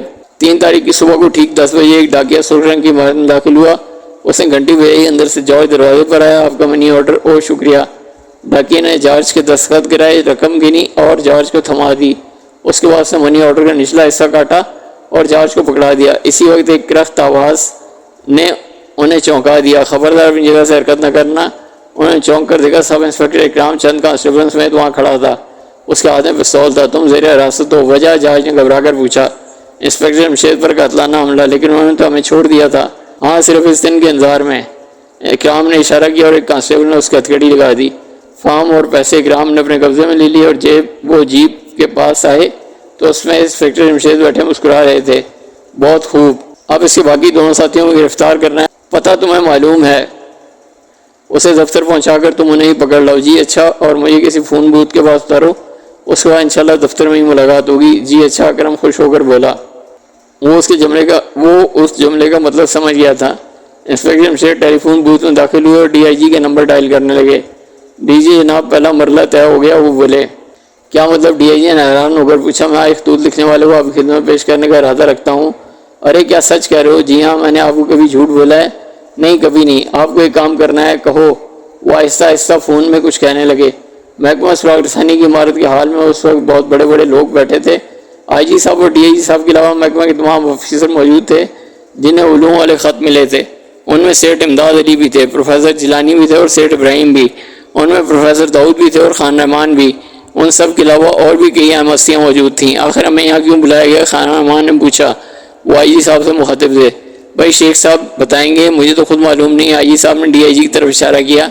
آپ فرمائیے شیخ صاحب, چند منٹ اور انتظار فرمائیے, مجھے کسی کا انتظار ہے. شیخ صاحب نے الجھ کر کہا. کیونکہ وہ سخت مشکل میں پھنس گئے تھے. انسپکٹر جمشید کی ہدایت کے مطابق انہوں نے ان سب کو یہاں جمع کیا تھا. وہ خود بھی شام ٹھیک 4 بجے پہنچنے کا وعدہ کیا تھا اور اب 4:15 بجے رہے تھے. وہ نہیں جانتے تھے کہ انسپکٹر جمشید کا پروگرام کیا ہے اور وہ کیا کرنا چاہتے ہیں. اسی لیے وہ سخت پریشان تھے. ان کی پریشانی میں لمحہ بلمحہ اضافہ ہوتا جا رہا تھا. وہ بار بار گھڑی دیکھ رہے تھے. انسپکٹر جمشید محکمہ سراغ رسانی کی عمارت میں داخل ہوئے. اکرام دروازے پر ہی موجود تھا. وہ انہیں دیکھتی تیزی سے آگے بڑھا. محمود, فاروق اور فرزانہ ان کے پیچھے تھے. آپ نے بہت دیر لگا دی. اندر ڈی آئی جی صاحب بہت پریشان ہیں. راستے میں ایک شخص ایکسیڈنٹ کا شکار ہو گیا تھا, اسے اسپتال پہنچا کر آ رہا ہوں. اوہ, کیا سب لوگ اندر موجود ہیں؟ جی ہاں, سب آ چکے ہیں. بہت خوب. اب تم میری بات غور سے سنو. ان کا انسپکٹر اکرام کے کان میں خسر پسر کرنے لگے. ہال کے دروازے پر بیٹھے چپراسی نے انسپکٹر جمشید اور بچوں کو آنکھیں پھاڑ پھاڑ کے دیکھا۔ وہ اندر داخل ہونے لگے تو اس نے ہاتھ اٹھا کر انہیں روک دیا۔ معاف کیجیے جناب، اندر میٹنگ ہو رہی ہے، آپ اندر نہیں جا سکتے۔ تم الو ہو، انسپکٹر جمشید نے اس کا ہاتھ جھٹک کر کہا اور اندر داخل ہو گئے۔ ان کے پیچھے تینوں بچے بھی بے دھڑک اندر داخل ہوئے۔ دروازہ کھلنے کے بعد اندر بیٹھے ہوئے تمام لوگوں کی نظریں اس طرف اٹھ گئیں۔ وہ ان میں سے بہت سے حیران رہ گئے۔ تم، کئی آوازیں ابھری۔ تم، آئی جی صاحب بولے۔ جی میں، لیکن تمہیں یہاں نہیں آنا چاہیے تھا۔ ہم سب اس وقت ایک اہم کام کے لیے یہاں جمع ہیں، اور نہ صرف یہ کہ تم یہاں آ گئے ہو بلکہ اپنے ساتھ بچوں کو بھی لے آئے ہو۔ یہ کتنی بری بات ہے۔ آئی جی کے چہرے پر ناگواری کے اثرات صاف دیکھے جا سکتے تھے۔ یہ تو معطل ہو چکا ہے، پروفیسر جیلانی بولے۔ جی ہاں، اس سے کسے انکار ہو سکتا ہے، پروفیسر داؤد نے تندی لہجے میں کہا۔ انہیں انسپکٹر جمشید کو یہاں دیکھ کر خوشی ہوئی تھی، اور یہی حال خان رحمان کا بھی تھا۔ تو پھر یہ یہاں کیوں آیا ہے؟ پروفیسر جیلانی بولے۔ سیٹھ ابراہیم کچھ بے چین نظر آ رہے تھے، وہ پروفیسر جیلانی کے ساتھ بیٹھے تھے۔ میں بتاتا ہوں، ڈی آئی جی صاحب بولے، لیکن ان کو کچھ کہنے سے پہلے انسپکٹر جمشید کے لب ہلے۔ نہیں، آپ ٹھہریے، میں ہی عرض کر دیتا ہوں۔ ایک شہری کی حیثیت سے بھی میرے کچھ فرائض ہیں، میں انہی فرائض کو پورا کرنے کی خاطر حاضر ہوا ہوں۔ کیا مطلب؟ کئی آوازیں آئیں۔ بیٹھ کر بات کرو۔ جمشید خان رحمان کے لہجے میں جوش تھا۔ اسی وقت پروفیسر داؤد کی نظر فرزانہ میں پڑی۔ اس کے ہاتھ میں ایک ننھی سی گڑیا تھی۔ گڑیا پر نظر پڑتے ان کی آنکھیں حیرت سے پھیل گئیں۔ گڑیا؟ پروفیسر داؤد سیٹھ ابراہیم کے ساتھ بیٹھے تھے، ان کے دوسری طرف خان رحمان تھے۔ خان رحمان نے اپنے صوفے پر کھسکتے ہوئے انسپکٹر جمشید کے لیے جگہ بنائی۔ پروفیسر داؤد نے تینوں بچوں کو اپنے پاس بٹھایا۔ نہیں، میں کھڑے رہ کر بات کروں گا۔ آخر تم کہنا کیا چاہتے ہو؟ آئی جی نے پوچھا۔ خطوط لکھنے والے کو آپ کے حوالے کرنا ہے، وہ پرسکون لہجے میں بولے۔ کیا حیرت کی زیادتی کی وجہ سے ان سب کے منہ سے نکلا۔ جی ہاں، کیا آپ اسے گرفتار دیکھنا نہیں چاہتے؟ کیوں نہیں چاہتے؟ ہم سب کی خواہش ہے کہ وہ پکڑا جائے، تو میں اسی لیے حاضر ہوا۔ انسپکٹر جمشید مسکرائے۔ کون ہے وہ؟ کئی آوازیں ابھری۔ اس سے بڑا سوال یہ ہے کہ وہ چاہتا کیا ہے؟ ڈی آئی جی بولے۔ ہاں، سب سے بڑی الجھن میں مبتلا کرنے والی بات تو یہی ہے۔ ملک میں انتشار پھیلانا، بد امنی کے جراثیم پھیلانا، حکومت کی طرف سے عوام کو غیر مطمئن کرنا، یہ تاثر ملک دینا کہ ملک کے حالات ٹھیک نہیں ہیں۔ لوگوں کے ذہنوں میں بات بٹھانا کہ حکومتی پارٹی حکومت چلانے میں ناکام ہو رہی ہے۔ آپ لوگ آئے دن اخبارات میں پڑھتے رہتے ہیں، فلاں عمارت میں بم کا دھماکہ ہوا، اتنے مر گئے، اتنے زخمی ہو گئے، پھر پڑھتے ہیں ایک اور دھماکہ۔ آپ ان دھماکوں کا مطلب خوبی سمجھتے ہیں، لیکن آپ ان خطوط کا مقصد نہ جان سکے کیونکہ اپنی نوعیت کے پہلے خط تھے۔ لیکن میں آپ کو بتا دوں، یہ ان بموں کے دھماکوں سے بھی زیادہ خطرناک ہے۔ ان خطوط کو بے آواز بم کہا جائے تو بے جا نہ ہوگا۔ آپ سب حضرات جانتے ہی ہیں کہ چند ہی دنوں میں آپ سب کس قدر شدید الجھن کا شکار ہو کر رہ گئے ہیں۔ دن رات آپ کا ذہن انہی خطوط کی طرف لگا رہتا ہے۔ کیا آپ ان دنوں اپنے روزمرہ کے کام معمول کے مطابق انجام دیتے رہے ہیں؟ بولیے، جواب دیجیے۔ آپ کے روزانہ کے کاموں میں ضرور بے قاعدگی آ گئی ہوگی۔ انہوں نے لمحہ بھر کے لیے خاموش ہو کر سب کو دیکھا۔ ان سب کے سر ہل رہے تھے، گویا وہ اس بات کو تسلیم کر رہے تھے۔ انہوں نے پھر کہنا شروع کیا۔ ذرا اندازہ لگائیے، اگر یہ سلسلہ 2-3 ماہ اور بھی جاری رہے تو آپ لوگوں کی کیا حالت ہوگی؟ کس کام کے رہ جائیں گے آپ لوگ؟ آپ یقیناً ذہنی طور پر مفلوج ہو جائیں گے، آپ کے ذہن کام کرنا چھوڑ دیں گے، اور جب ذہن تھک جائے تو جسم خود بخود ناکارہ ہو جاتا ہے۔ کتنی زبردست، کتنی خوفناک سازش ہے۔ یہ ملک کے خلاف کچھ عرصے سے یہ خطوط وبائی صورت اختیار کر لیتے اور دوسرے شہروں میں پھیل جاتے۔ جانتے ہیں اس کے کتنے خطرناک نتائج ظاہر ہوتے۔ دشمن ملک دراصل رستہ بناتا رہتا اور ہم اپنی ادھیڑ بن میں لگے رہتے۔ آج تک اس سے زیادہ خوفناک سازش تیار نہیں کی گئی ہوگی۔ وہ دماغ بھی کتنا زبردست ہے جس میں اس سازش نے سر ابھارا۔ انہوں نے خاموش رہ کر چاروں طرف دیکھا۔ وہ سب حیرت کا بت بنے ان کی باتیں سن رہے تھے۔ انسپکٹر جمشید نے پھر کہنا شروع کیا۔ مجرم شاید کبھی نہ پکڑا جاتا، لیکن اس سے ذرا سی چوک ہو گئی۔ دراصل چلاک سے چلاک مجرم بھی کوئی معمولی سی غلطی ہو جاتی ہے۔ اگر مجرم سے یہ غلطی سرزد نہ ہوتی تو میں کبھی اس تک نہ پہنچ سکتا۔ اور وہ غلطی کیا تھی؟ ابھی بتاتا ہوں۔ سب سے پہلے میرے پاس بیٹھے سیٹھ امداد علی وہ خط لے کر آئے۔ اس کے تھوڑی دیر بعد پروفیسر جیلانی صاحب ڈی آئی جی صاحب کے پاس پہنچ گئے۔ مجھے وہیں بلوایا گیا۔ انہوں نے بھی اسی قسم کے خطوط دکھائے، ساتھ ہی مجھے دھمکی سے بھی نوازا کہ 3 دن کے اندر مجرم کو پکڑا جانا چاہیے۔ اس کے بعد میرے بچوں نے سیٹھ ابراہیم کو بھی ویسے ہی خطوط ملنے کے بارے میں بتایا۔ 3 دن گزر گئے، میں مجرم کو نہ پکڑ سکا اور پروفیسر صاحب کی مہربانی سے مجھے معطل کر دیا گیا۔ میری جگہ چارج انسپکٹر فاضل سنبھالا۔ میں اپنے گھر آرام سے بیٹھ گیا اور خطوط کا سلسلہ روز بروز بڑھنے لگا۔ لوگ بوکھلا اٹھے، مگر مجرم کہاں تھا، کیا چاہتا تھا، یہ کسی کو معلوم نہیں تھا۔ مجھے معطل ضرور کر دیا گیا تھا، لیکن میں اپنے ملک کو انتشار کا شکار ہوتے نہیں دیکھ سکتا تھا، اسی لیے ہاتھ پر ہاتھ دھرے بیٹھا نہیں رہ سکتا تھا۔ چنانچہ نے مجرم کی چھوٹی سی غلطی سے فائدہ اٹھایا اور اس کے نتیجے میں آج یہاں آپ سب کے سامنے موجود ہوں۔ ایک بار پھر خاموش ہو گئے۔ ایک بات تو معلوم ہوگی کہ مجرم چاہتا کیا تھا، اور یہ بتاؤ کہ وہ کون ہے۔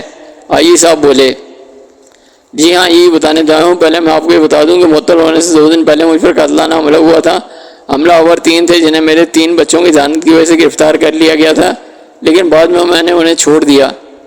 بہت سی ارزدہ آوازیں ابھری۔ ان سے صرف یہ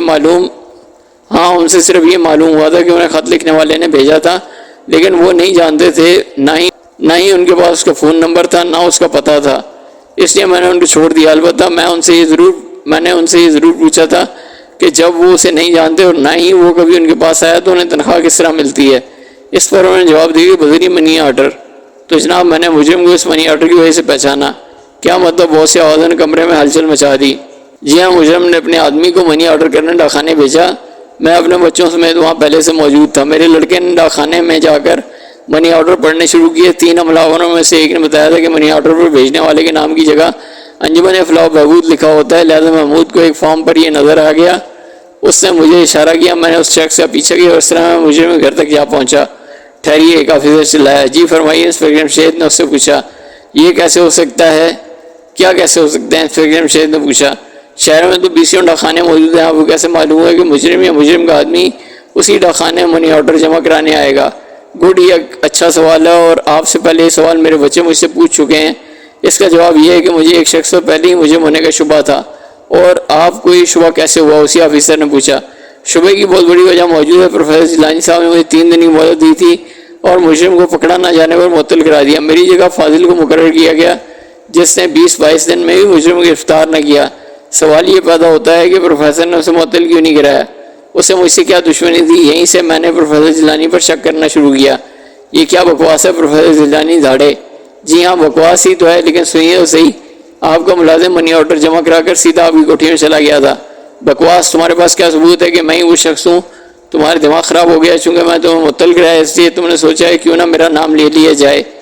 پروفیسر جیلانی مسکرائے۔ پروفیسر صاحب، منی آرڈر فارم پر آپ کے ہاتھ کی تحریر ہے اور ان خطوں پر بھی آپ اس سے کیسے انکار کریں گے؟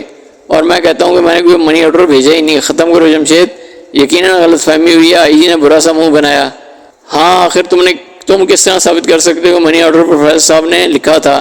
میں ثابت کر سکتا ہوں، انسپکٹر جمشید نے پرسکون آواز میں کہا، پھر دروازے کی طرف منہ کر کے بولے، اکرام اندر آ جاؤ۔ دروازہ کھلا۔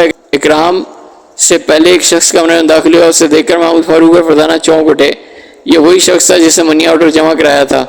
اس کے پیچھے وہ 3 حملہ آور تھے۔ سب سے آخر میں انسپکٹر اکرام اندر آیا۔ کمرے میں موت کا سناٹا چھا گیا تھا، صرف سانسوں کی آوازیں آ رہی تھیں۔